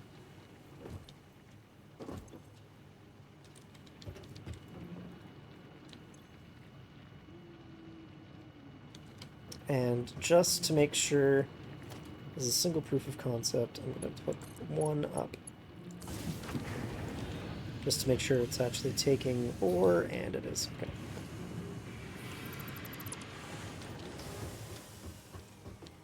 And now we're going to have ingots, and the ingots will go sailing across over to the main factory on the other side of the divide. Which I guess means I now have to start thinking about power. And architecture.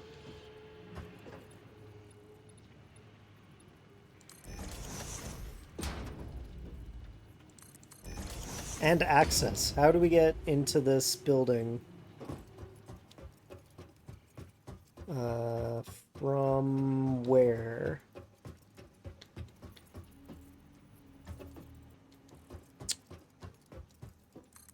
I guess I'll just do my usual thing and start...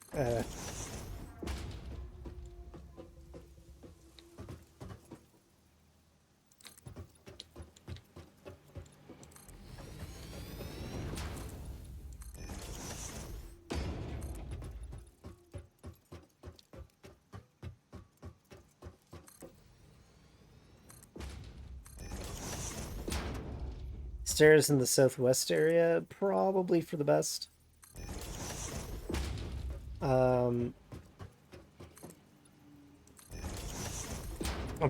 It's occurring to me, I've attacked this project in the planned order.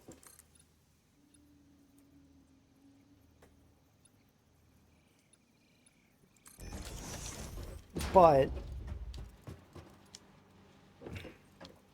the planned order wasn't the most optimal order. So what I mean by that is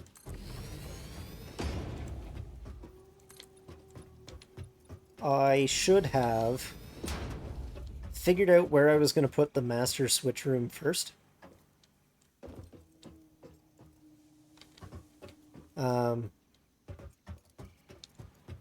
Stairs over here is definitely how you get into this floor from down there, but depending on where I put the actual master switch room, because it's not staying in there,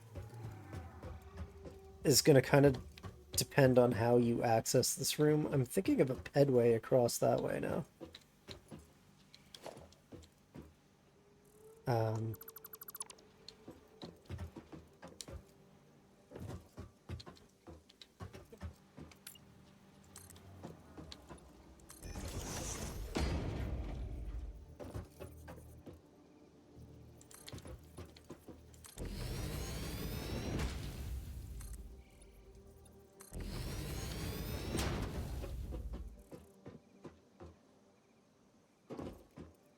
Please tell me this isn't a weird offset. This is probably... I'm probably at a weird height offset now.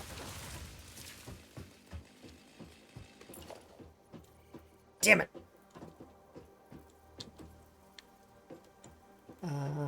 Solvable problem, but how do I solve it?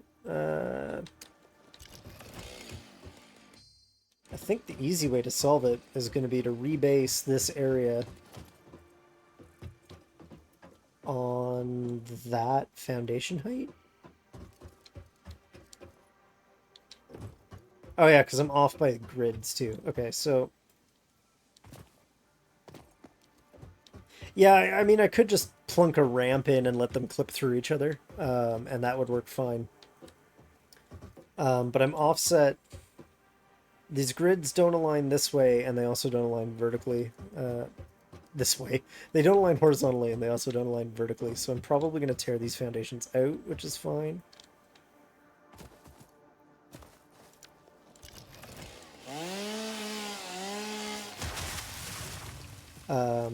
That was always a possibility on the plan, to just disregard this foundation entirely and start over. But now that I know that, I at least know that my access is fundamentally going to come from...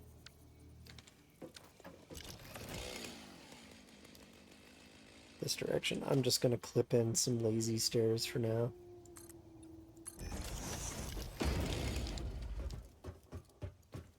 Just so I can get back up. Which changes things. That turns this back into a roof.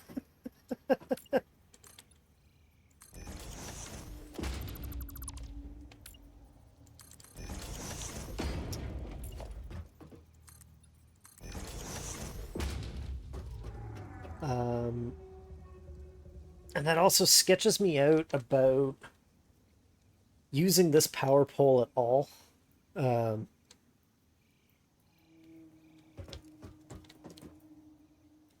I'm going to save refiguring out the main base power for last. So I guess I'll finish... I'll start finishing this guy up. I need to run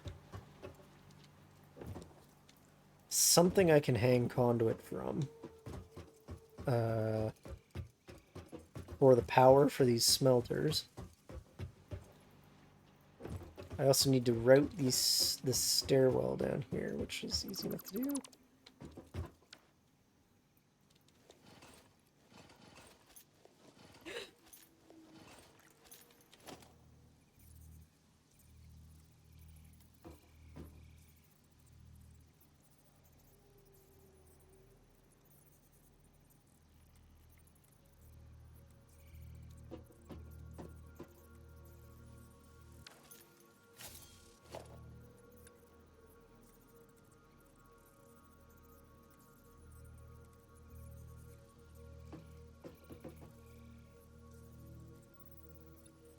Sorry, I literally forgot how to draw stairs.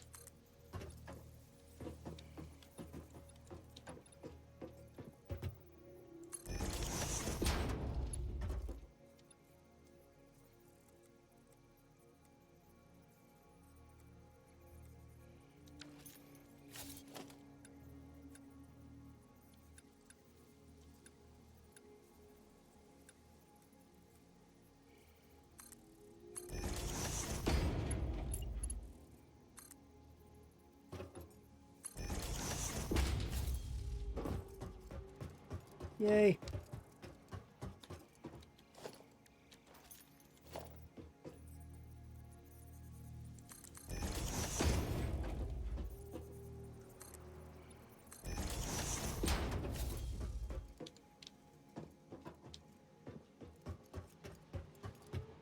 Right, and now we can come down here, which would also permit us access, if desirable, to the mining equipment. Fantastic. Alright, so that problem is solved.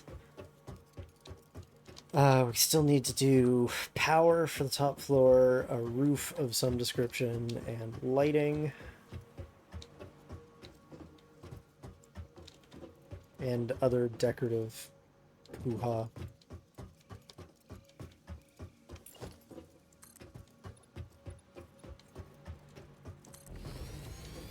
This is the sound of Patch instantly figuring out what he wants to do for lighting, or for roof.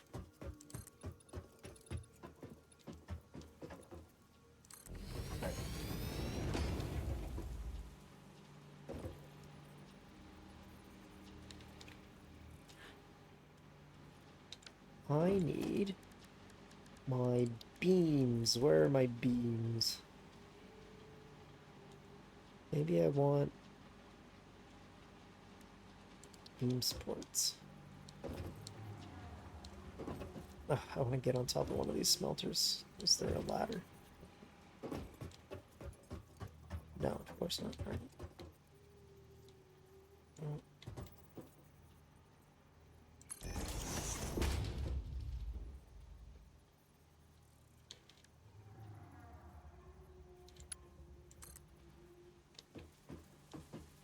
That's a reasonable alignment. Although.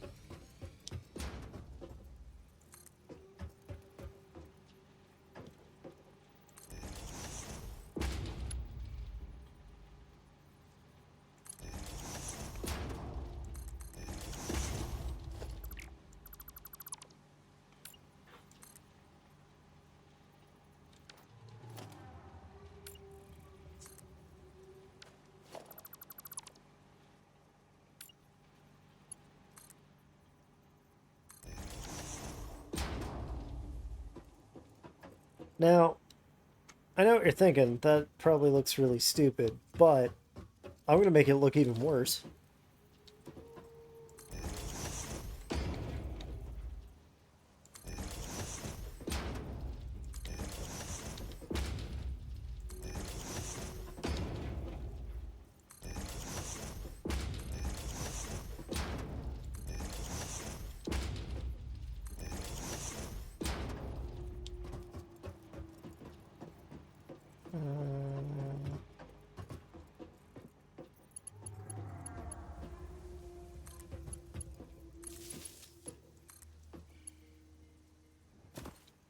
And now I'm outside. But how do I get back inside?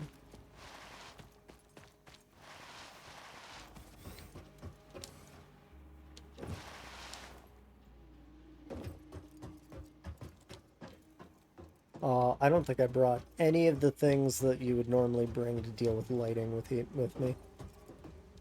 Which is where all my lighting projects go to die, is resource management hell.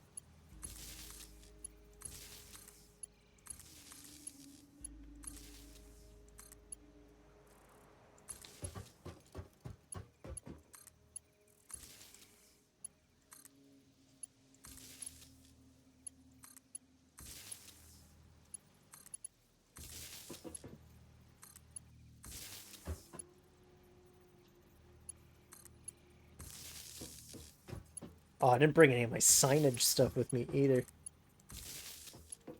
That I will go get. That's too important.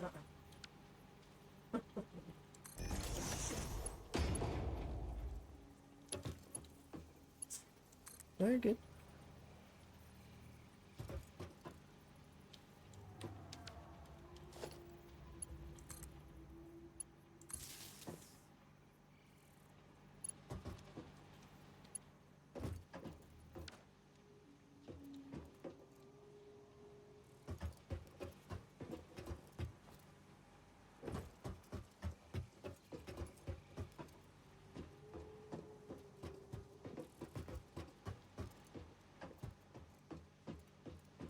Now here's the real question. Can I build the same thing twice?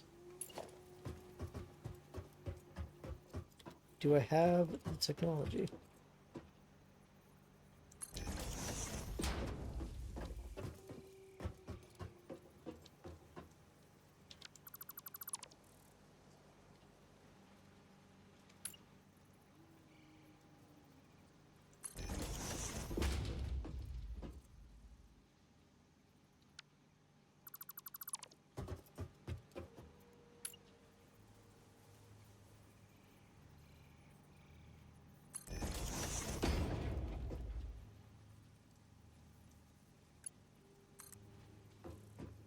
Oh.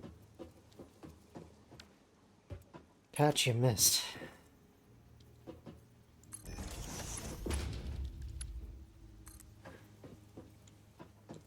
That looks better.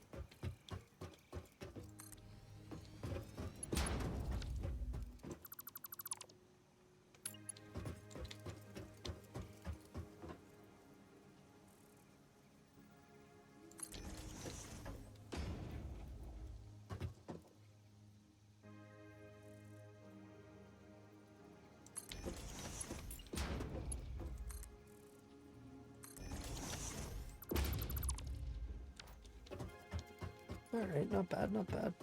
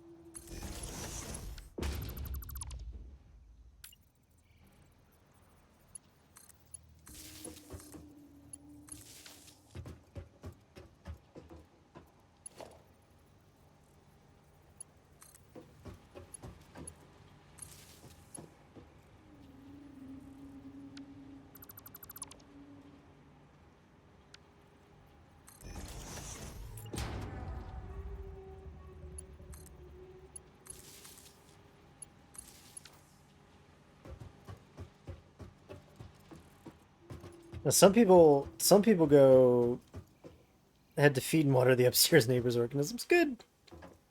Good for you for helping it. Um, some people go to like really ridiculous lengths to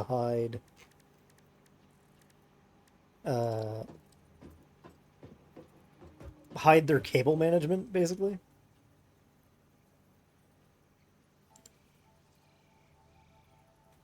Missing copper sheets. Oh, good. We have those around. I can go get some of those.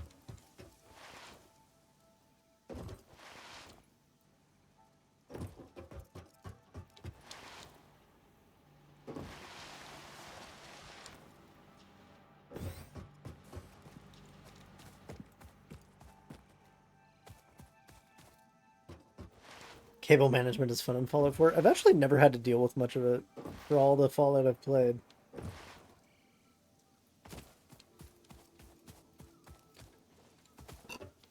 Oh, I think I had closer copper.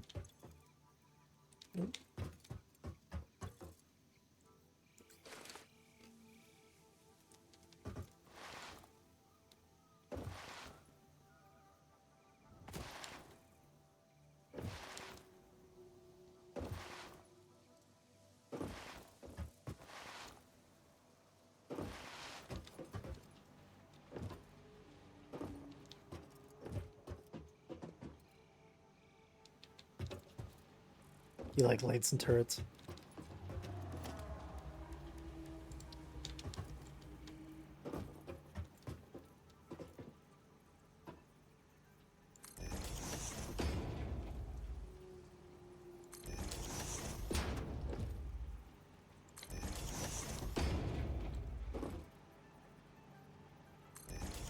So these fans are here purely for decoration.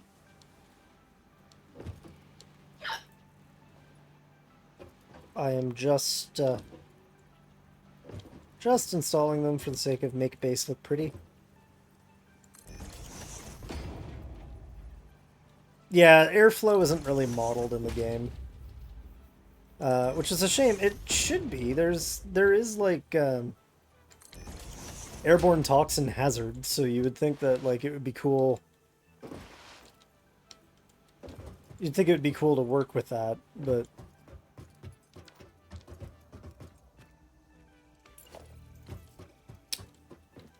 to my understanding, the studio has no intention of actually implementing it. I should go get my signage and lighting materials, because they're also my glass materials, so let's go get them.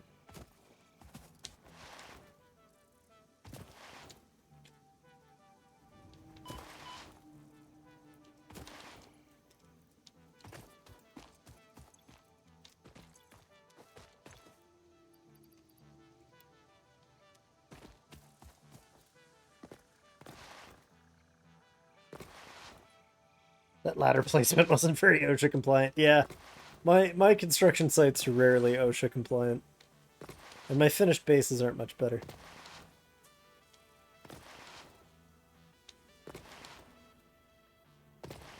I need some quartz and some silica. And I unfortunately built this base before they added elevators to the game, so we got some stairs to climb.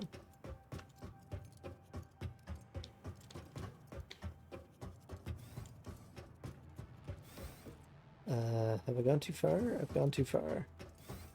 Doing that a lot lately. Alright, silica and quartz right over here. Oh yeah, I also built this base before I had, what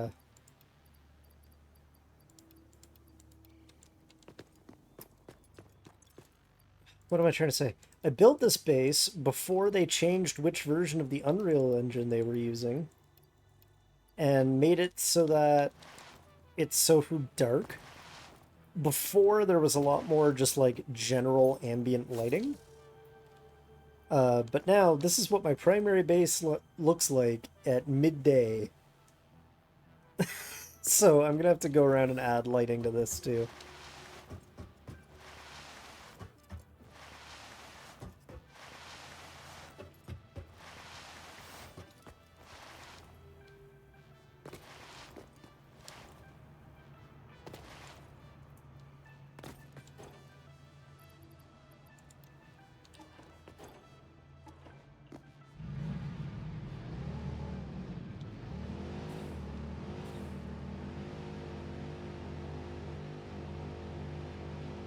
Looks pretty cool though. I like it. It's modular, so that if I decide I have to add like another floor of that storage, it's really easy to do it. Ooh, I gotta paint those fans. They look dreadful. Proximity powered lights. So that's where lighting gets tricky. Is like it consumes electricity, and you need to add you need to add your own control plumbing if you don't want them to just be on all the time. And like it's not a ton of electricity. I have the slack in my system that I could just paint them, or just have the lights be on at all times.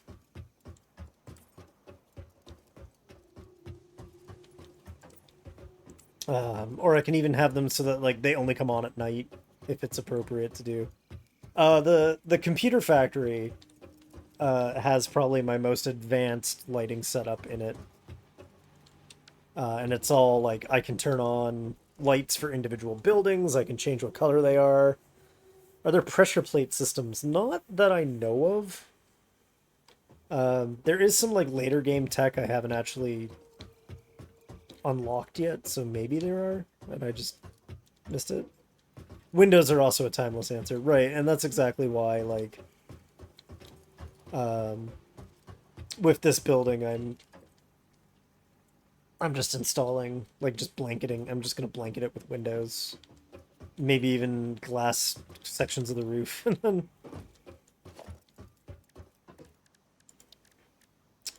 we'll go from there.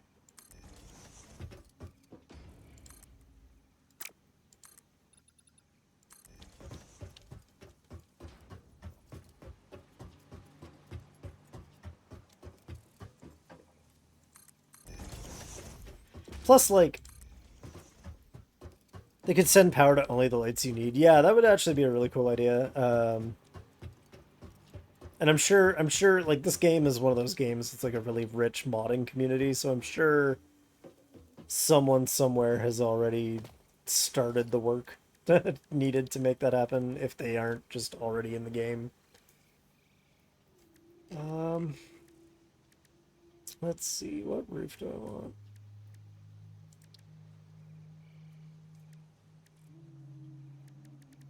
I kind of want a tar roof.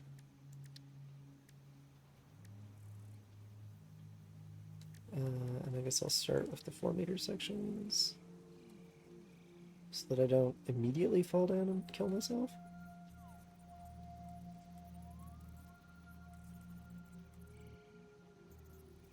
Oh, fine. I'll start with the flat one.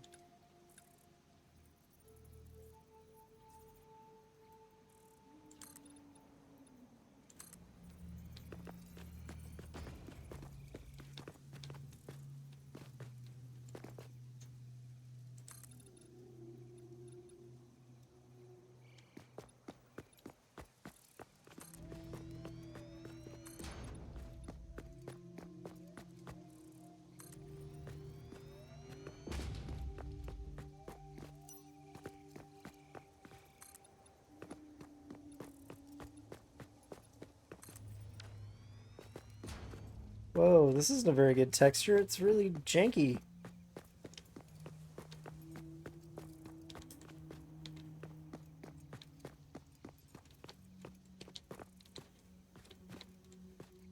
I guess I'll switch to...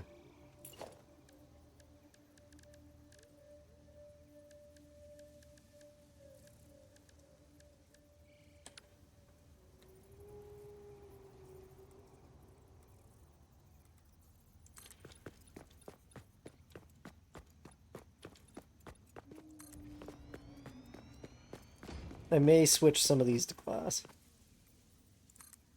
Because I just made it a cave.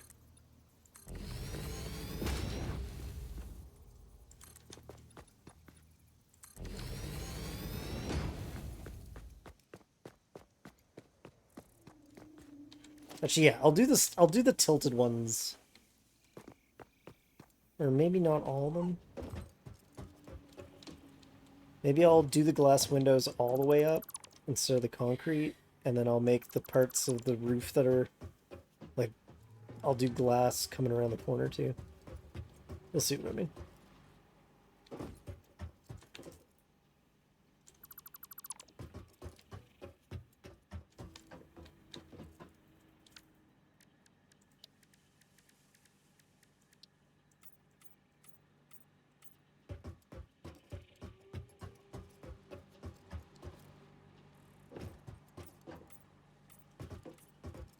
And my argument is that it's some kind of space-age glass that can handle the smoke that's going to be in this room.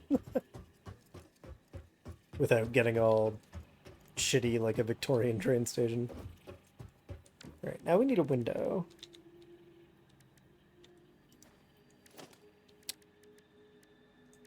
Where'd I put my windows?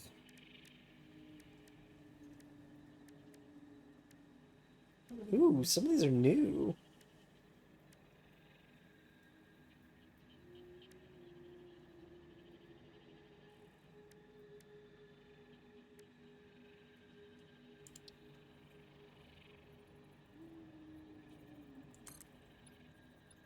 Nope.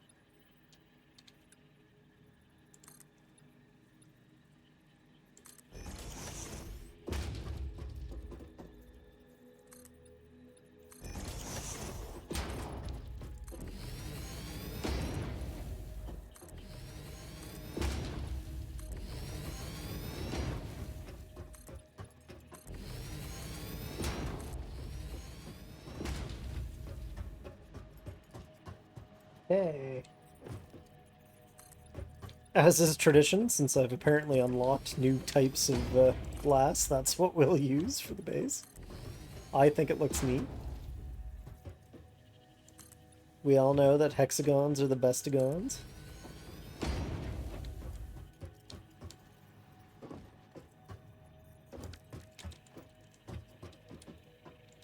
Right, and yeah, we have to...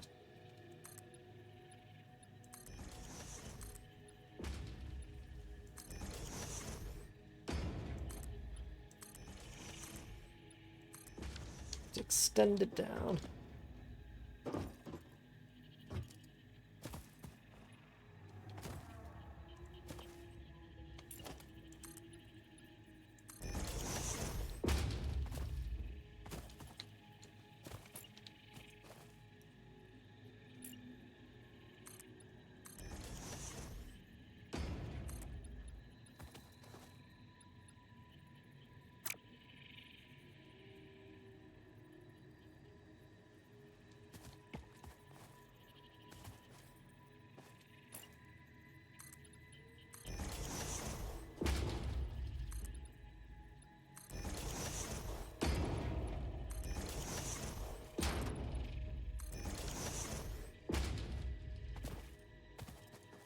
The vents and the hexes look a little bit like faces. I'm gonna have to try and see that.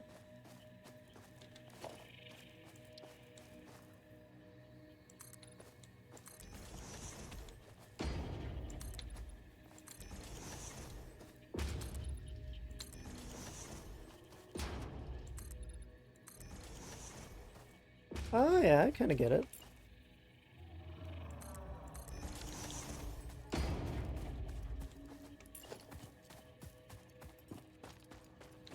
Now, before anybody yells at me, I know that I have a material mismatch. But I can fix it like this.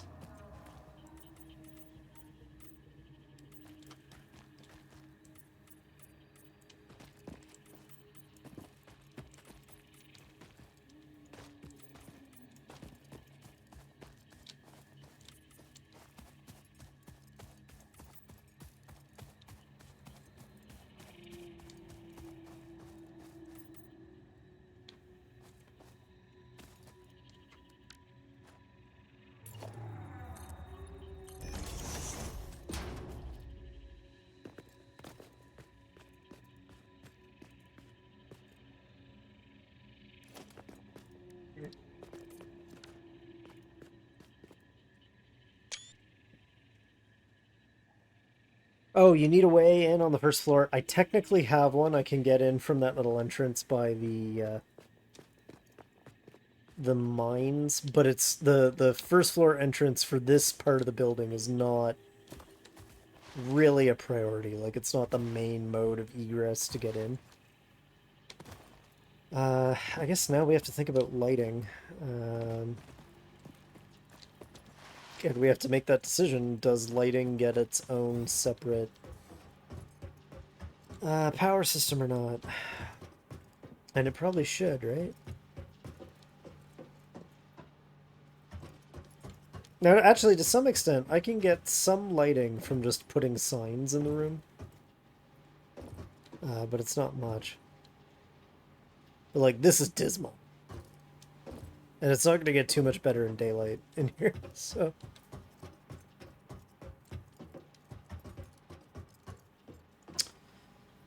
so let me think.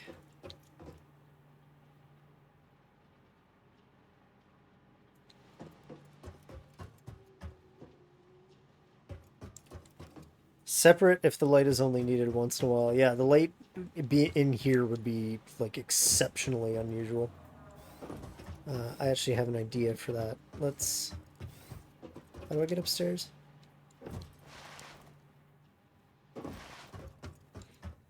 Turn it on when I come in for inspection. Exactly. And to be honest, that's going to be basically the whole factory. Should really be on, like, use lights only for inspection.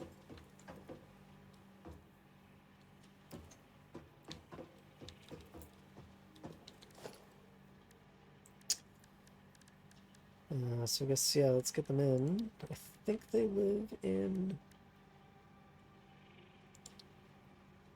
Now, what I actually could do is I could put a light control panel in every room. Quick wire.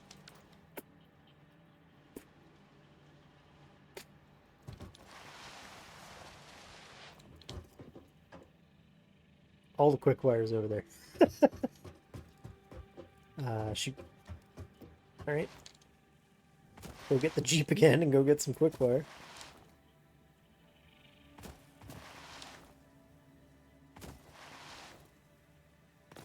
Oh, which also means I need to make some room in my pockets. Let's, I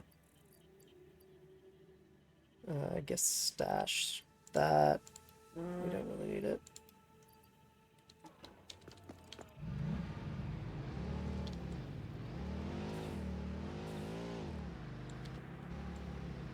Oof.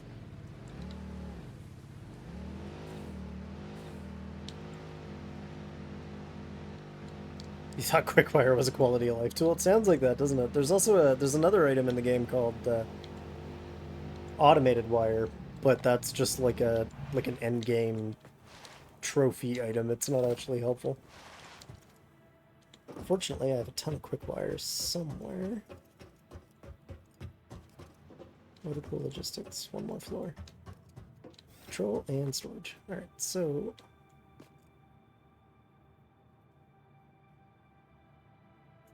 Oh, fuck me. Is it really all the way up on the... Okay.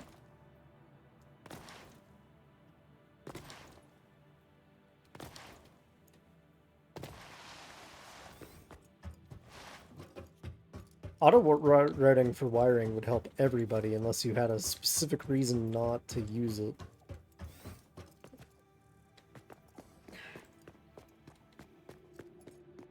This is a stupid place for these. I can't even blame anyone else because I'm the one who built the damn thing.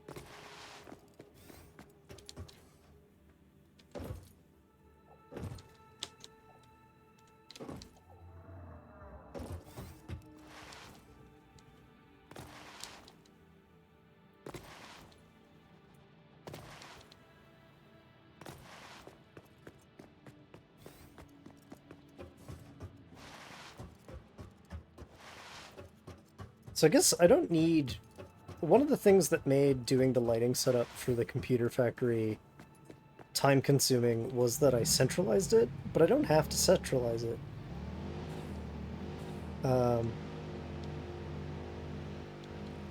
I can just put a lighting control box in every room I need lighting in. And it means I won't have lighting if that section of the factory is powered off, but that should almost never happen. And I don't know, I think I like the realism of like, oh, if the lighting's off, you need to rely on a flashlight.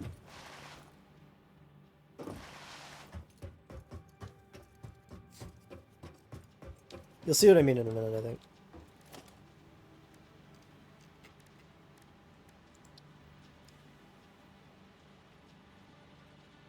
I also really don't think I need two of these.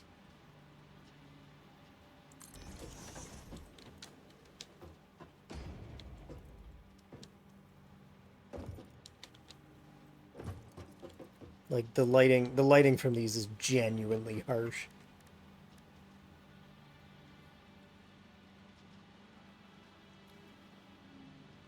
Controls all lights connected to the power grid via the yellow label. Yeah. Other control panels and power switches interrupt the connection. Yeah, okay. So I don't actually have to put in a centralized thing. I can put a light switch for inspection purposes, like I guess here. I don't like how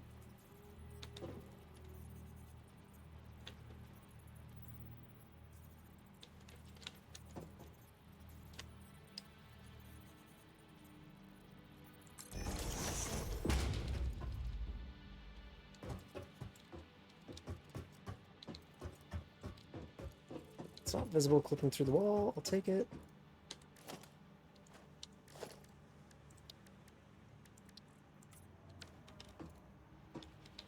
Actually, that should be a high-vis color, shouldn't it? Because there's a risk. There's a general risk that we come in here and whatever I'm trying to do shut off.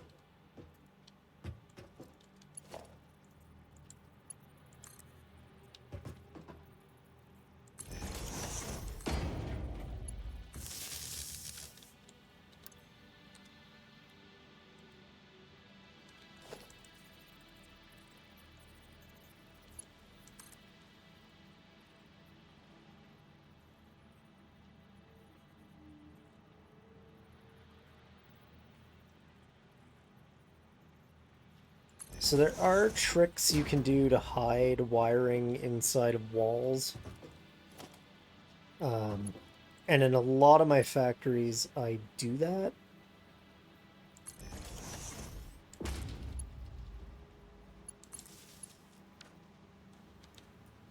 Alright, so now I should be able to just...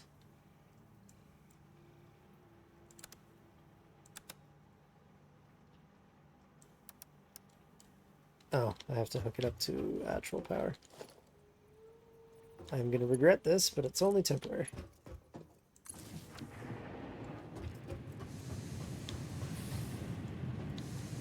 Right, so now there's a reasonable amount of light in here, although that smoke's a little excessive. So I only needed the one.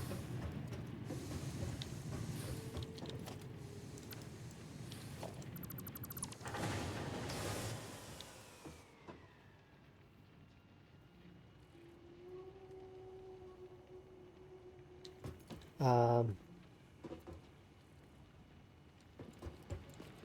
yeah, it is nice that you can pick the intensity and stuff. I played with the colors in the at the computer factory. I used like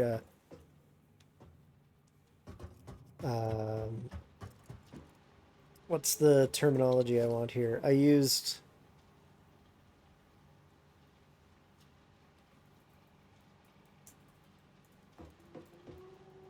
I don't know.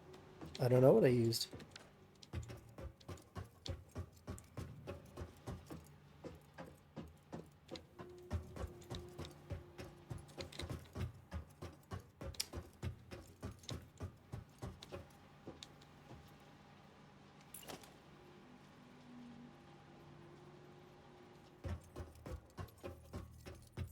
Calming hues, not even calming hues. I went like all out on using like gamer colors. That's the phrase I was looking for.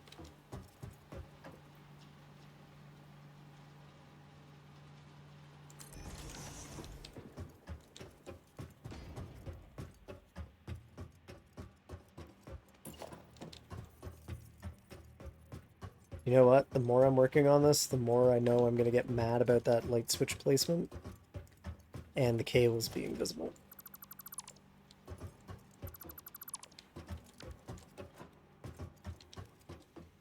Um, I'm going to put...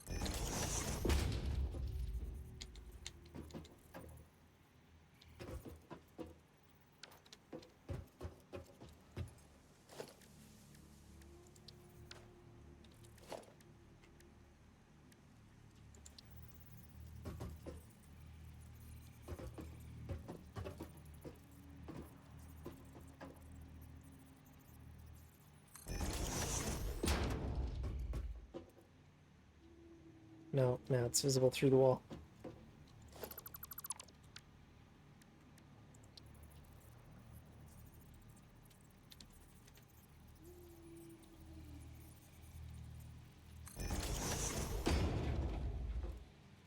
Okay, so I'm going to grab...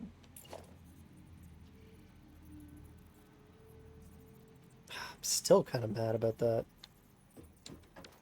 The thing is, I need more room if I'm going to do a hidden in the wall installation. I'll show you what a hidden in the wall installation looks like, and maybe we'll decide patch is crazy.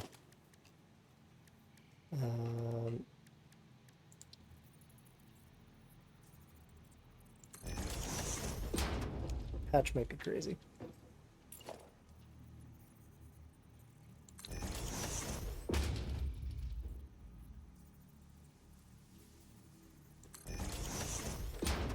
So to hide a wall inside another wall, you can... Where'd it go? Grab the road barrier, plunk it in there, and then you sort of control click over the road barrier and it creates this kind of effect, which is very convenient. Except for the miscoloration of the wall.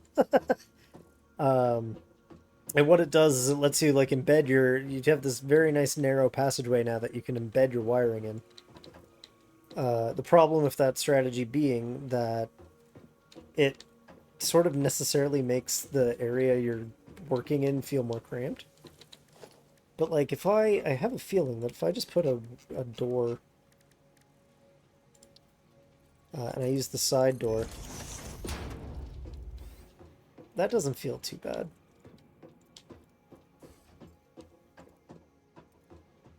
Okay, so let me take this wall back down so I can see what I'm doing. Power.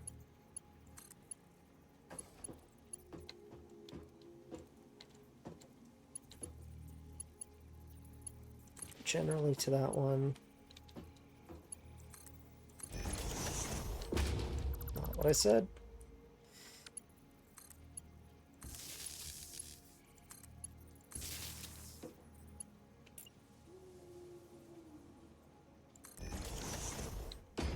What this is going to create is some, like, unsightly wiring if you look too closely at this side. And, like, we could build a whole, like, blister around, and I might even actually end up doing that. Build, like, a little blister around this corner just to hide it all, but...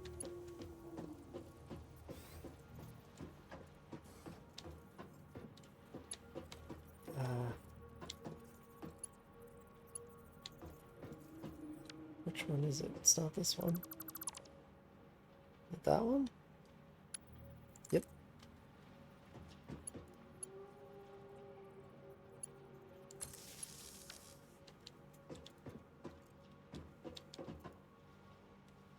So that will perform the same function, but now, as an additional benefit, I can go outside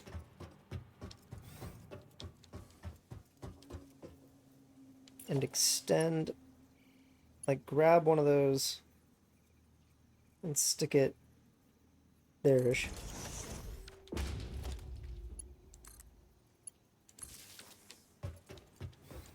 I think I already brought this down here, actually. Yeah, I did. So now I just have to run power. And that's fairly easy to do. And again, like, you could get cleaner with this. You could run it. There's a similar trick you can use with the foundations so that you can run your cables sandwiched in between the foundations too. Let me just see. I guess I'll just hook it all up to mains one more time just to see.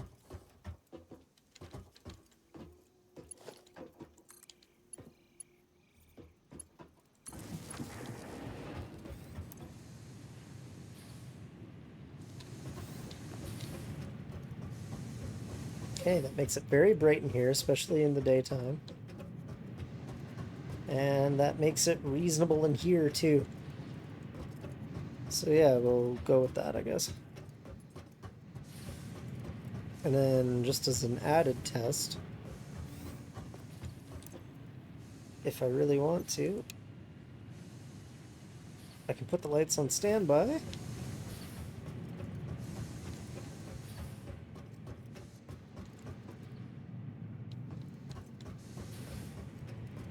So that they're not drawing power the rest of the time.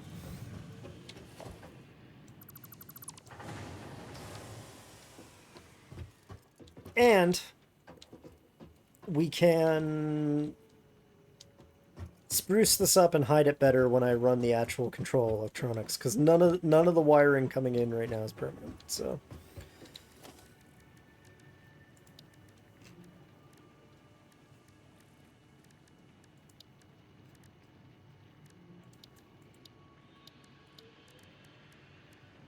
who's got my bird?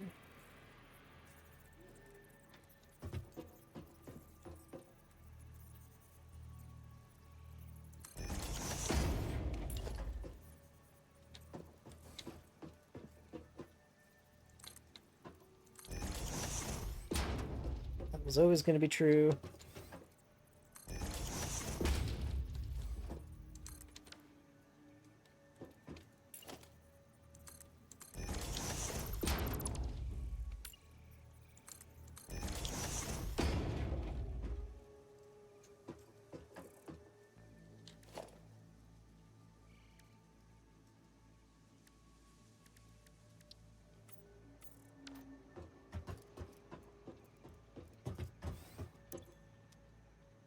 And now we could put up some signage. When we do our decoration pass, we can put up some signage that's like, hey, caution, you're entering an enclosed area, please enable your lighting.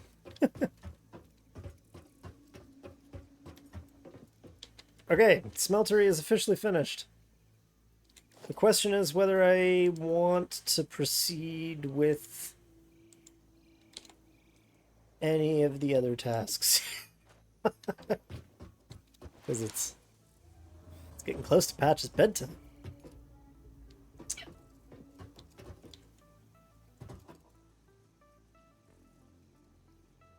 We're definitely going to have to hide that corner. Look at this. Look how dreadful this is. And I mean, that's fine. We can just do something like... I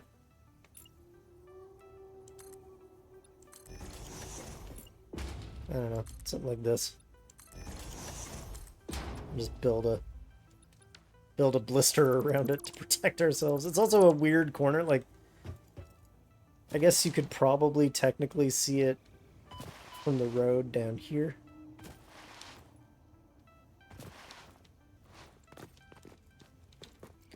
But this road doesn't go anywhere.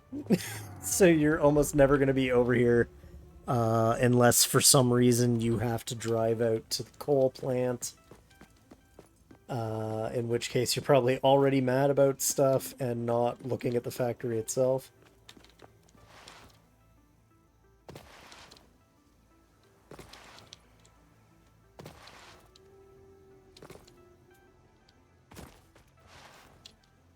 So I'm not gonna mess with hiding that corner yet. If I feel the need to hide it later, I reserve the right, but that is gonna drive me cuckoo for Cocoa Puffs. I guess we're going up to the roof real quick. Maybe that's why the roof looked like it was a funny texture. I must have rotated one of the segments.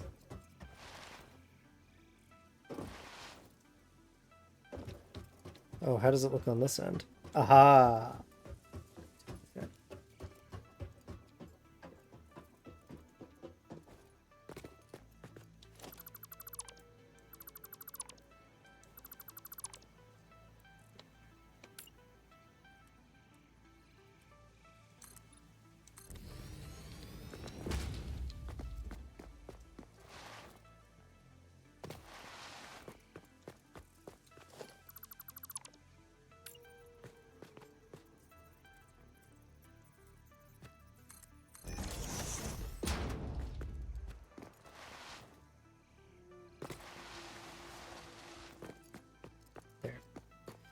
Now it'll look right from both ends.